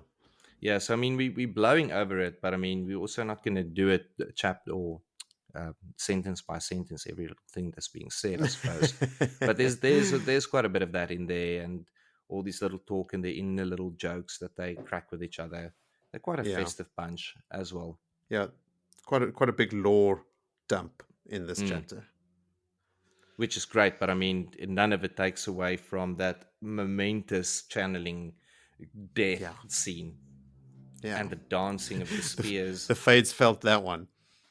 Oh, they surely did. Now, with the killing of the 3 Fades, how many Trollocs would have died?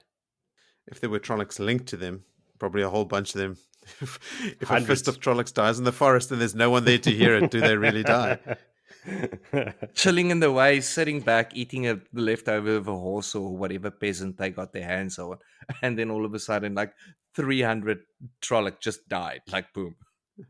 Fall off a bridge into the void. Yeah, look, I don't think that every Fade has Trollocs linked to it. I don't know. They don't elaborate on that ever. No, it's like you kill the Fade, you kill the Trolloc, don't you? So 3 Fades just makes sense. If they had Trollocs, linked to them. What I'm saying is there are probably Fades acting as lone agents that don't have a fist of Trollocs. Because sometimes Fades need to move around without these lumbering, loud fucking animals. Yeah, they've got to be sneaky sometimes. You can't really hide. Moving in the shadows Trollocs doesn't help you if you've got 110-foot tall Trollocs behind you. Well, you can always leave them in the ways and hope that Mush and Shin doesn't eat them. It's a big hope. It is. Okay, should we move along then to chapter 40, called A Hero in the Night? Please take it away, our hero in the night, Jody. Oh, Moritz, when you edit this, chuck in the little Bonnie Tyler song, please. I need a hero.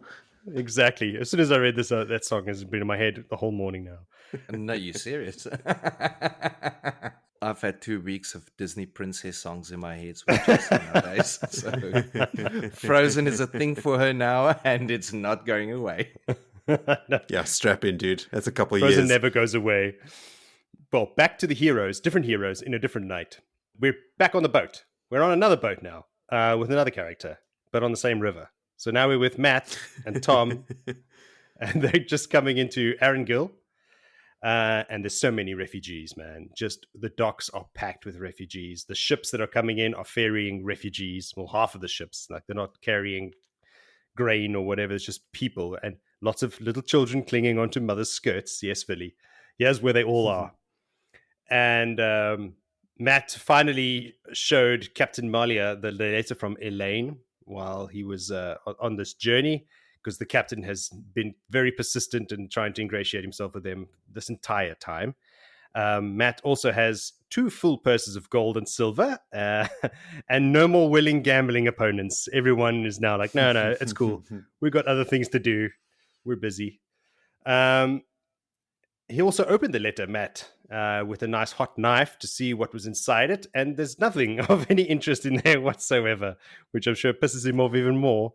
Tom even read it and said... Tom's read it and he said, look, there's no ciphers or codes that I can see like that relate to the game of houses or anything. So it's like literally a nothing letter. So, Matt's like, well, whatever. He promised he's going to deliver it. So by Jove, he'll do it. That's the end. So before disembarking, Matt takes one last swipe at the captain's expense, saying like, oh, maybe I'll sit here and have one last meal and a game of dice. Hey, what do you say? And the captain just goes white in the face. And he goes, no, okay, fine, I'll go. Tom's not too happy with this. Like, why do you keep on having to tease this guy so much? Like, I realize he's not a nice guy, but like, come on, man, you're poking the sleeping bear here, just leave it alone. Also, on the way on this journey, Matt's hunger disappeared like 2 days ago. Because he's been eating the ship out of house and home. There's no food left on board. But like 2 days ago, his healing hunger disappeared. So Matt is back to full strength Matt. Welcome back, buddy. He's back. Why did he not back down and say, okay, cool, I'm not that hungry, and take the food still at that volume and chuck it out the window? Look, he's pushed his luck enough, I think. Doesn't he say that he did do that? Yes, he says, it's like, yeah, well, 2 days ago already I started feeling full, so I just decided I'll just throwing it overboard. Make sure no one watches and chuck it out the window. What a dick. Throwing away food. That is a bit of a dick move. I mean, there's people outside like starving. He's throwing it overboard. Yeah, well, Matt, what are you going to do? Matt gonna Matt. Matt gonna Matt. So they also, ironically, passed the girls' ship, the Blue Crane. Yesterday, the day before, in this case. I don't know, yesterday for you and me might be something else. So so they had passed it, and the Captain Malia had not done anything, not stopped to help them or anything, and that's what Matt says is the reasoning behind him giving like one last dig to the captain for not stopping to help. And Tom actually gives him shit like, like you stop and help everybody you see. And Matt's all like tough guy, well, I'll help people if they can pay. But then they're walking through the town after disembarking, and he sees one of the mothers with the little kids hanging on the skirts, and he just digs money out of his pocket and gives it to them, and it's gold coins and silver. He doesn't even look. He just shoves it in her hand. It's like, go get food for the kids, And Tom just looks at him and he's like, shut up. Like, yeah. You help them if they pay for you, buddy. Yeah, whatever. So he's not such a badass as he's trying to pretend to be. No. So yeah, he asks one of the soldiers there guarding the docks, like, "Hey man, we need to go find a place to stay. Can you recommend a good inn?" And he's like, "Dude, there's no inns. There's no place. You're not going to find anything." And he goes, "What about some horses? All the horses have been killed for food and eaten." And Tom's like, "Eating horses?" Just completely outraged. So yeah, things are bad. There's no place to sleep. Everything's full. There's no food. They're even chowing their horses. Shit has gone awry. He also hears that Morghese has given the order to stop the crossings over the river the next day, and Tom actually mentions this as to be like, that doesn't sound like her at all. She's very quick to anger, but she's not a mean person. She's very kind. She has a good heart.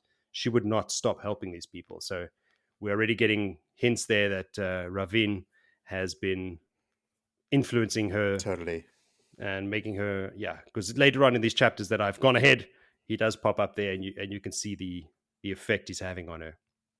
But he has the first sign of it here. So yeah, Matt and Tom head into town anyway. They are turned away from inn after inn. It's like 5 inns later. They've been asking even, but Tom's like, listen, don't even ask about the hay lofts and the barns. I'm not sleeping in hay lofts and barns anymore. I'm an old man. But eventually they have to give in. Even Tom with his Gleeman's cloak is not having any luck. Nobody's interested. So eventually they do get a hayloft in a stable, but only because Matt lays out a substantial amount of gold and silver coins to the innkeeper, and the innkeeper's like, all right, fine. Maybe I can find a little spot for you in a hayloft with this amount of gold. But he's not keen on selling his horses, though. But then Matt proposes a gamble, which is a bad idea. The innkeeper doesn't know, but his greed overtakes him, and he's like, yeah, because Matt tells him, like, look, I'll play you for dice. Like, 2 of your best throws against 1 of my throws. Whoever wins gets the horses. He's like, oh, sweet. So now they have horses. No, whoever wins, if he loses, he'll buy the horses off him for double the gold that he paid for the hayloft. All right, did he? I skipped that in my reread. All right. He was very nice about it, but he kind of bamboozled him into pretty much buying the horses for cheap, I guess, for the economic times that they're in. Yeah. Well, look, he's got a place to sleep. He's got gold coming out of the wazoo, and he's got some horses. So it's no skin off his nose. He's fine. Matt's nose, that is. They got some shelter, and just in time because there's a big storm brewing and the rain has arrived, and they climb up into their hayloft, making some beds, and they have some dinner. I suppose it's bread and cheese. I can't remember, but I can only assume it's bread and cheese. The classic bread and cheese. And then Tom lights up his pipe, obviously, which I thought was maybe not such a good idea in a hayloft, but anyway, he knows what he's doing. And just then a slender woman wheels her cart into the stable, and it's a Ludra. But everything's dark, and then all of a sudden they hear some funny noises, and the light comes up, and she's created fire. And Tom's even like, how did she do that so quickly, And we know that she's got her little tricks. Strike a flint and a stone in this hayloft. Yeah, and it's in the dark, in a hayloft, but it was done so quickly. She smells Tom's pipe. Before Matt can announce their presence, though, 4 men enter the stable, and it's old Tammuz. You remember old Tammuz, don't you, from our little stint? That bloody fool. That bloody fool. So apparently... Left the punks too close to the fireworks. And it was his fault, but he, in the end, didn't get blamed. She did.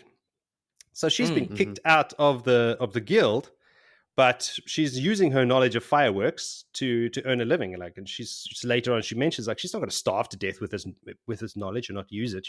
She's not giving away the secrets of the guild, but she's not going to not create fireworks. I mean, that's who she is. So apparently, he got her kicked out of the guild after that whole Rand Loyal and Landfear scene in Kyrian. And she's been making fireworks despite no longer being in the guild. And that's why they're following her, because they think look, she's selling secrets or something, so they're going to kill her. I just want to pipe in there the absurd level of how Perrin have influenced her to be kicked out of the guild, to then again be thrown another sort of gravity curve by Matt now being another Perrin. It's she's just a toy for Perrin here. Rand comes around and stuffs everything up. There's nothing that poor Tammuz or did it wrong. They were just and here they are on the point of killing each other now because none of them did anything, and Rand just managed to walk into their place. Yeah. True, eh? I didn't think about it like that, but yeah, she is again with another Perrin. That just set her on her path to eventually end up with Matt. So Rand put her on the path to meet up with Matt all those months ago. Swept that spaceship in interstellar space into his gravity and immediately into orbit. It's done. Let's go make some cannons. Yeah, sure, Veli. That's exactly what I was thinking. That's exactly how I would have said it. Well, I've got to look at Perrin as being big planets. They just affect everything around them. They just pull them in. No, your analogy's spot on. It tracks. It does. So, yeah. So there's Tammuz is and all of a sudden, the knife in his hand. Matt sees this, and he doesn't even stop to think, obviously, thinking he's not a thinky boy like Beefy Boy. And he grabs a rope and he Tarzans from the loft and bowls into the men, knocking them all onto the ground. And now they're all on the ground and he's got nothing. He didn't think this through at all. So these 4 dudes stand up with their knives and he's like, fuck. But just then Tom calls him and is like, hey, bro, and chucks down his quarterstaff, which he snatches out of the air. I'm kind of getting a Matrix vibe when it happens. I could just hear Matrix music start playing as he snatches it out of the sky. And then, so no problem now. Everything's sorted. It's ass-kicking time. So, yeah, I've also broken down a little bit of the moves as I tend to do with Matt's quarterstaffiness. So Tammuz is first. So he knocks the blade out of his hand and then to the head, crack, down. That's it. End of this man. Then the next one is not very clear, but it's just a whirling of the staff. There's knees, ankles, ribs, and heads. And then everyone's down. That's it. 4 guys, no problem. Dealt All with. right. Dealt with. I mean, if he can take care of Gallad and Gawain that quickly, these 4 stupid, whoever the hell they are, these nobodies, or as Aluja refers to them, sons of motherless goats or something. This is not a challenge for him whatsoever. So they're all down. Matt turns to Aluja, and his classic line is like, "Did you have to choose this stable to be murdered in?" And she's like, "Well, shit, sorry." Sorry, it was an open stable. Fuck, it was raining outside. I just came inside. Nobody was watching this place, and here I am. So now Tom is only now climbing down from the loft. There was no need for him during this fight. He threw down the quarterstaff. That was his role in this. There are, of course, introductions. My name is Tom Maryland, and a flowing of the cloak and a flurry, and as he always does. And Matt, who has a tendency to attract attention, I think he calls him. It's like, yes, he does indeed. There's a reward. She's like, look, I haven't got any money. Like, thank you for your help, but I can give you some fireworks. And I'm thinking as well, my notes are Matt plus fireworks equals bad. So anyway, he gets some fireworks, and I can just imagine Tom going, no, that's a bad idea. He's reaching out to touch them, and she slaps his hand away. And she's like, no, first listen to me, you son of a bitch. So she gives him some safety instructions, which he's obviously going to ignore straight away, and some details on how they work. And she's like, trying to explain the fuse, and he's like, yes. What does he say it? Where you put the fire. And she's like, yes, where you put the fire. It's like it reminded me of Arya, sticking with the pointy end. I was just going to say that. Get out of my head. It's like she just looks at him like he's a moron. Like, yes, where you put the fire. Very good. And her last instruction to him is, do not cut them open. And he's like, yeah, I've heard that before. When I cut them open the last time, and I'm so going to cut them open again. Which he does later on. It's like, but anyway, so why even talk to him about it? Before the sons of goats awaken, they decide to leave. Aluja says, look, she's going to head to Lugard, not Camelin, because probably these guys think logically she'll be going to Camelin, so she's going to subvert expectations. And during his, Matt's theatrical aerial maneuvers, all of his gold and silver flew out of his pockets and is still all scattered on the floor. So he feels bad because he knows she's got all these fireworks. But she hasn't got any money. So he's like, yeah, take some money, and go get yourself something to eat. And she declines. She's like, yeah, never mind. I'll take care of myself. Thanks. Tom asks her then how she got that fire started so quick. And she calls them sticks. That's all the information she gives. Her matches, obviously, as we learn later on in the story. But not even the guild knows that secret, though that is her secret alone. And she's not in love, so she's not going to give it to him, she says. On her way out as well, I like how she gives Tammuz a kick in the ribs before she leaves. So Matt and Tom can't stay there either now because there's all these dudes that are lying all on the ground. They'll probably wake up and try and kill them again, or the guard will come, and they're not going to believe these 2 people sleeping in the hayloft. So listen, they better get the fuck out of Dodge as well. So they saddle their newly acquired horses and gallop out into the rainy, dark night. And that's how we end this chapter.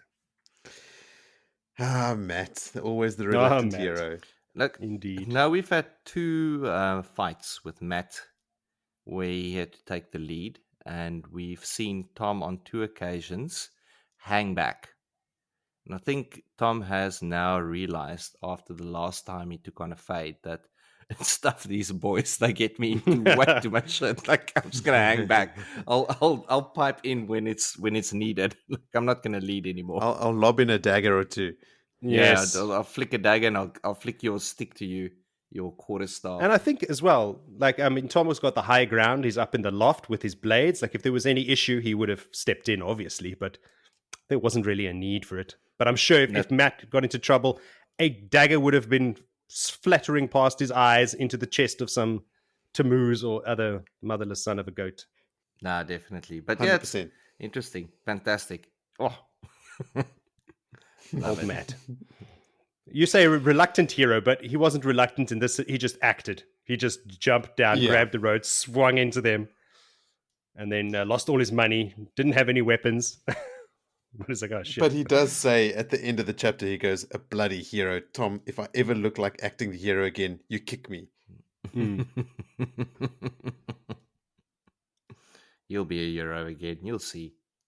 Oh, he and can't help Tom himself. go into the Tower of Genji, like on quite a heroic journey. Yeah, man. to save That's a Moiraine. suicide mission. Yeah, big time. Here's a little fun thing that I picked up on. When they're in the town, after they've got off the boat, and there's a soldier that's sort of like moving people along, Matt comments on the soldier saying he had the grizzled look of a squadman, an experienced leader of 10 or so. There's no way Matt Cawthon from Eamon's Field would know that. That's definitely his battle memories surfacing. Definitely, yeah. Wow. I never picked up on that. That's true. Yeah, it was like a very specific read that he took off this guy, which I thought was cool. What else did I have in here? Not much that you didn't say already, Joe. Oh, wait, actually, I lie. Liar. When Eludra mentions Galdrian dying, Tom grimaces. In my notes, I have in capital letters, proof. Okay. True. Yes, I did pick up on that. Forgot to mention it, but I did pick up on that, yeah. She talks about how, like, we don't need Kyrian any more descends proof. into chaos and stuff. Yeah, Yeah. I'm now even more convinced. Yeah. Right then, the next chapter is chapter 41, called A Hero's Oath. Perrin and co arrive at the docks of Ilion, and Perrin is taking in the sights and the smells. A lot of smells going around, tanneries and swamps and all kinds of stuff, and Perrin's wolfish nose is picking up on all of it at the same time. But he's taking in the sights and smells because he is specifically trying to avoid the tension on deck. Moiraine is pissed that Faile had told Perrin she knew Moiraine was Aes Sedai and that Faile was following them because she believed that they would lead her to the Horn, but specifically because Perrin had withheld that information from Moiraine. She wasn't as angry that Faile knew or thought that, but that Perrin actually kept that from her. So Moiraine was not outwardly angry, but she was being very cold and very sort of stoic. But it sets everyone on edge. Even like Faile would try and smile at Moiraine, who would then simply turn away, and Faile would sort of like wipe her brow, like trying to act brave. But Moiraine is putting everyone on edge, including the crewmen. But oddly, Lan actually seems to think it's funny, like almost smiling. And Perrin says that a few days earlier, he heard Moiraine ask Lan in a voice like ice whether he saw something to laugh at, to which he responded with, and this is the quote, "I would never laugh at you, Moiraine Sedai, but if you truly intend on sending me to Morel, I must become used to smiling. I hear Morel tells her warders jokes. Gaidin must smile at their bondholders' quips. You have often given me quips to laugh at, have you not? Perhaps you would rather I stay with you after all." And she had given him a look that would have nailed any other man to the mast, but the warder never blinked. Lan made cold steel seem like tin. Lan lately has been really quippy and I don't know, flippant. Like his little poetic turns in the last podcast. You mentioned it as well. Something's going on with this guy. I don't know. What's going on with him? He's obviously missing his love. So everyone's walking on eggshells around Moiraine, and like there's tension on the boat, like to the point where Loyal has just stayed in his like sweltering cabin to avoid the vibes, like under the pretenses of going over his notes. But Perrin reckons it was just to avoid Moiraine. So Perrin is just trying to focus on the city, hoping that its size and the fact that it is, so far away from where they were would keep the wolves at bay. The ship had outrun the wolves that had followed him from the mountains, and his dreams had become more normal. I think since that first night when he sort of saw Lanfear and Ishamael, there were only 2 other times where he sort of accidentally entered the wolf dream, but Hopper would always chase him away, just telling him it's too dangerous. So eventually the boat docks and they disembark, the horses get unloaded, and Perrin feels a sort of like a tickle at the back of his neck before he realizes he can smell the lavender soap that Faile uses close by. And she's basically just, trying to antagonized Perrin the whole time. She's taking great enjoyment out of making him uncomfortable. She's just making him squirm. But then Moiraine approaches as well, and she tells Zareen, which she insists on calling her, that she needs to leave them and find better hunting elsewhere. But Faile promptly declines. She's determined and resolute to stick with them. So Moiraine asks if she's certain that she wants to stay, and Lan sort of gives a very thinly veiled threat that, it might not be safe for her. But Perrin immediately sort of comes to Faile's defense and tells Lan there's no need to threaten her, Lan, which is telling.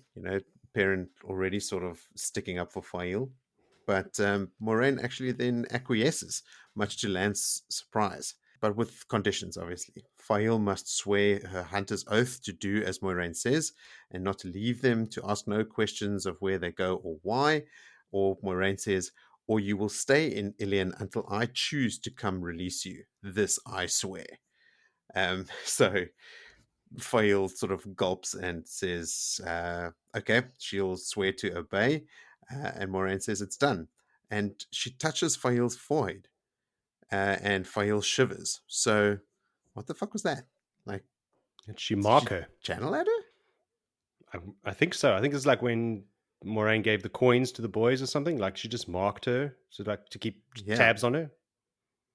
Yeah, which is, I hope that comes up again, because that is like quite a significant thing that we haven't seen her do before. Moiraine tells Perrin that Faile is his responsibility, much to Faile's dismay and protest. I'm no one's responsibility but my own, blah, blah, blah. We get it. You're independent. We get it, Perrin. It's just not your responsibility. But Moiraine has spoken. Moiraine continues to tell Perrin that he seems to have found Min's falcon. She even calls him Ta'veren. You seem to have found Min's falcon, Ta'veren. Yet remember this, if I must, I will snip your thread from the pattern. And if the girl endangers what must be, you will share her fate. Like, shit. Making no bones about it, eh? Cold. I'm going to go out on a limb there and say that her very hard reaction over here and trying to pull such heavy rank is because Lan gave her a good little chirp. She's pissed. Maybe it's all sort of blending together. She needs to scare the bejesus out of Faile to make her like fall in line. Perrin has in the recent past sort of shown signs of being headstrong and sort of doing his own thing, withholding information from her, and earlier sort of having that, like we said in the beginning of the book, that little power struggle with Moiraine. So she is laying down the law. She's now got more people to sort of keep under wraps, and she is just making sure that everyone understands that she is in charge, and she is quite effective at that, because Perrin protests that Faile's not his responsibility, but Moiraine doesn't care, and they sort of ride off already. And then Faile immediately starts rifling off some questions about, are you Ta'veren? Who's this Min? And who's perching on your shoulder? I'm not perching on anyone's shoulder, blah, blah, blah. And Perrin is sort of like thinking to himself, of course, bloody Min told Moiraine everything about my viewing. So Moiraine has known all along that something about a falcon was going to be significant to Perrin, probably even about Gaul in the cage. Moiraine must have known something was going to happen in Riemann when they rode in there. But as Perrin's sort of grumbling to himself and thinking this stuff, he's sitting on Stepper, and he reaches down and he hoists Faile onto the horse behind him. And they ride off, with Perrin still grumbling about her calling him blacksmith and big man. That's not his name. His name is Perrin. So Faile immediately calls him shaggy hair. he boots the horse to ride off, and she almost falls off, but like sort of wraps her arms around him. And as they're riding off after the others, Perrin can swear that she's actually laughing, obviously enjoying this little adventure that she's going on. That's the end of that chapter. Short and sweet. What? Yeah. End of that. Beefy boy's got a girlfriend on a saddle. So the Hunter's Oath from the title, I guess, is just to say that Faile has sworn an oath to now be a part of the party. And she's been channeled into her brain, so she's bound. Something, we definitely got to keep an eye on that. Something happened there. Yes. Could we perhaps put a pin in it? Perhaps. I'll leave that up to you, Martz. You decide. I will sleep on it. Okay. No, I'll definitely be keeping my eyes peeled because I want to see if I can't remember if Moiraine ever has to like find her or sense what direction she's in because she's trying to find Perrin or something along those lines. But this jumped out at me this time as something I hadn't seen her do. It's not the same as the coins. I mean, it might serve the same purpose, but there she gave the boys coins, where here she actually channeled into a person. Yeah, without that's interesting. Warning her or getting permission. That seems. I think Moraine's losing it a bit. Yeah, she's freaking out. Maybe because she's losing control. She doesn't know what's happening, where Rand is, and she's stressing out. She's now got kind of confirmation that Lanfear is out and about. She probably at this point has her suspicions about this Baalzamon in the dreams being Ishamael. Yeah. She's losing her grip on things. And she's trying now to sort of regain control by making everyone fall in line. And now Lan is laughing at her. Ooh, Lan. God, I love him too, eh? Gotta love him. So not a lot from that chapter. She did threaten him with morale. She did say she passed his bond on over if something were to happen with her. I don't think that was a threat. I think that is fact. It's done, yeah. So do you guys have anything more from that chapter? Because if not, it's time to go to favorite moments. I think we all have the same favorite moments, do we not? No, I don't. I don't have the same as you, I know. I avoided the obvious choice. Well, I'll take the obvious choice then. Okay, Joe, you go. Teamwork. Were we all thinking that's the obvious one? 3 fades being burning from the inside, smushed into a ball, and then balefired out of existence. After doing massive healing beforehand, like just epicness. Yeah, I mean, Rowan wrote in and said like his favorite moment was basically everything that happens in that chapter when the Aiel step in the door to the end. Like, yes, it's all over. It's so quickly, and it is all awesome. Yeah. And I mean, I'll back him up in that as well. In that specifically, that the fact that the Aiel are sort of like dancing around the fades and don't seem to be outwardly affected by their eyeless stare of fear. And you? Yeah, that's epic. So I specifically tried to not choose that one, but Villian, let's see what you chose. I really, really, really enjoyed the little continuous cutaway to Nynaeve when she is trying to, for the first time, heal Dylan, and her little stick with swords and woman and just the little rants, and then her getting all of a sudden just, okay, cool. Now that I can reach out and touch it, let me show you how to use it, and just drop some weaves, some intricate level 24 carpets, blindfolded weaves, and just healing where, I mean, some healing like that would have completely like made Moiraine be complete. She would need that little Ungreal that she has to do. If she even knew those weaves. If she even knew those weaves, it might have even been past her. And I don't know where and what Nynaeve has been watching, but she just drops it. And then immediately after that drops Balefire. It's like, come on. Yeah. It's an epic moment. So much so that it is my favorite moment. That I chose. Stolen. You should have gone first. I never go first. But I had a backup, like another honorable mention for me was meeting Aviendha and Ruach and the Aiel customs and humor and stuff. Like just that like big Aiel info dump is awesome, and I love Aviendha and I love Ruach as well. Like Ruach also plays a massive role in the story later. Like he becomes a sort of trusted advisor to Rand, almost like a pseudo father figure at some point. And I'm pretty sure Rand like leaves him in charge of Camelin at some point. Like he leaves the Aiel behind and is like, hold this city for Elayne until she comes to claim the throne. And Ruach is like this Aiel clan chief and almost de facto king of Camelin. I don't recall that, but that does ring a There's bell. so much still coming, man. There's so much still. I go through what are we reading, and I've said it so many times, and I'm like, damn, what else is there that I've forgotten? What else is coming? So much, Billy. So much we've forgotten. So much. Almost We all are of it. so early in the series, right? Like this is only book 3, and like I keep going, oh, what? This is happening already? Yeah. What's going to be in the other books? Awesomeness. Is this also, I just want to bring it out, is this going to be our new measurement for weaves? Like, we're going to just measure it by the amount of carpets. Like, that was like a 4-carpet weave. And then when they reinvent traveling, oh, that's a 6-carpet weave. Oh, I don't know, bro. We're going to have to really, break it down. Because 6 carpets seems too little for traveling. Yeah, no, we're going to have to start working in cubes of carpets. It's our own unit of measure. Yes. Which we have traditionally not been very good at. It's because we haven't had our own one, Moritz. We can make the rules now. Okay. We're in charge. This is true. Okay, so to our listeners, send in your favorite moments, your corrections, your theories, or whatever you want to us. Probably via Twitter is the easiest way, at Blood and Ash Pod. We've got other social media links in the description of the episode.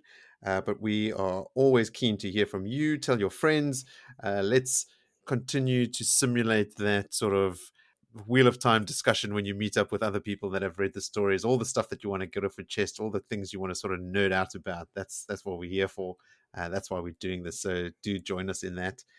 And then also do join us for the next episode where we will cover chapters 42 through 47. Chapter 42 being Easing I don't the know what this badger. is. Easing the badger. I mean, that sounds borderline like a euphemism. And chapter 47 is to race the shadow. We are getting to the real pointy end of this book now. And as I said in a previous episode, the last couple of chapters don't exactly play along in terms of breaking it up into 6 nice, easily divvied up chapters for us to cover in an episode. So we'll probably have some odd episode lengths, but I mean, that's always been the case. We've never Shit happens, our episode lengths at all. But what I will say is that we probably won't have another 3-hour episode as the finale. We'll split it into 2 smaller ones, because in the end of the Great Hunt, I could hear how fatigued we were at the end of That was a running out of energy long levels session. came way down. So this one will split up a bit more. I think we'll do I think there's 9 chapters left, and we'll do 4 and then 5 or something like that. But as we go along, I'll obviously announce the chapters for the next episode so you guys can read along. And on that exciting note, I think we will call it a day. And I thank you, gentlemen, for joining me again, and I will see everyone next time. Kapla! See you next time. What was that, Joe? What was that? That's my Klingon sign-off. It means success. Okay. Cheers.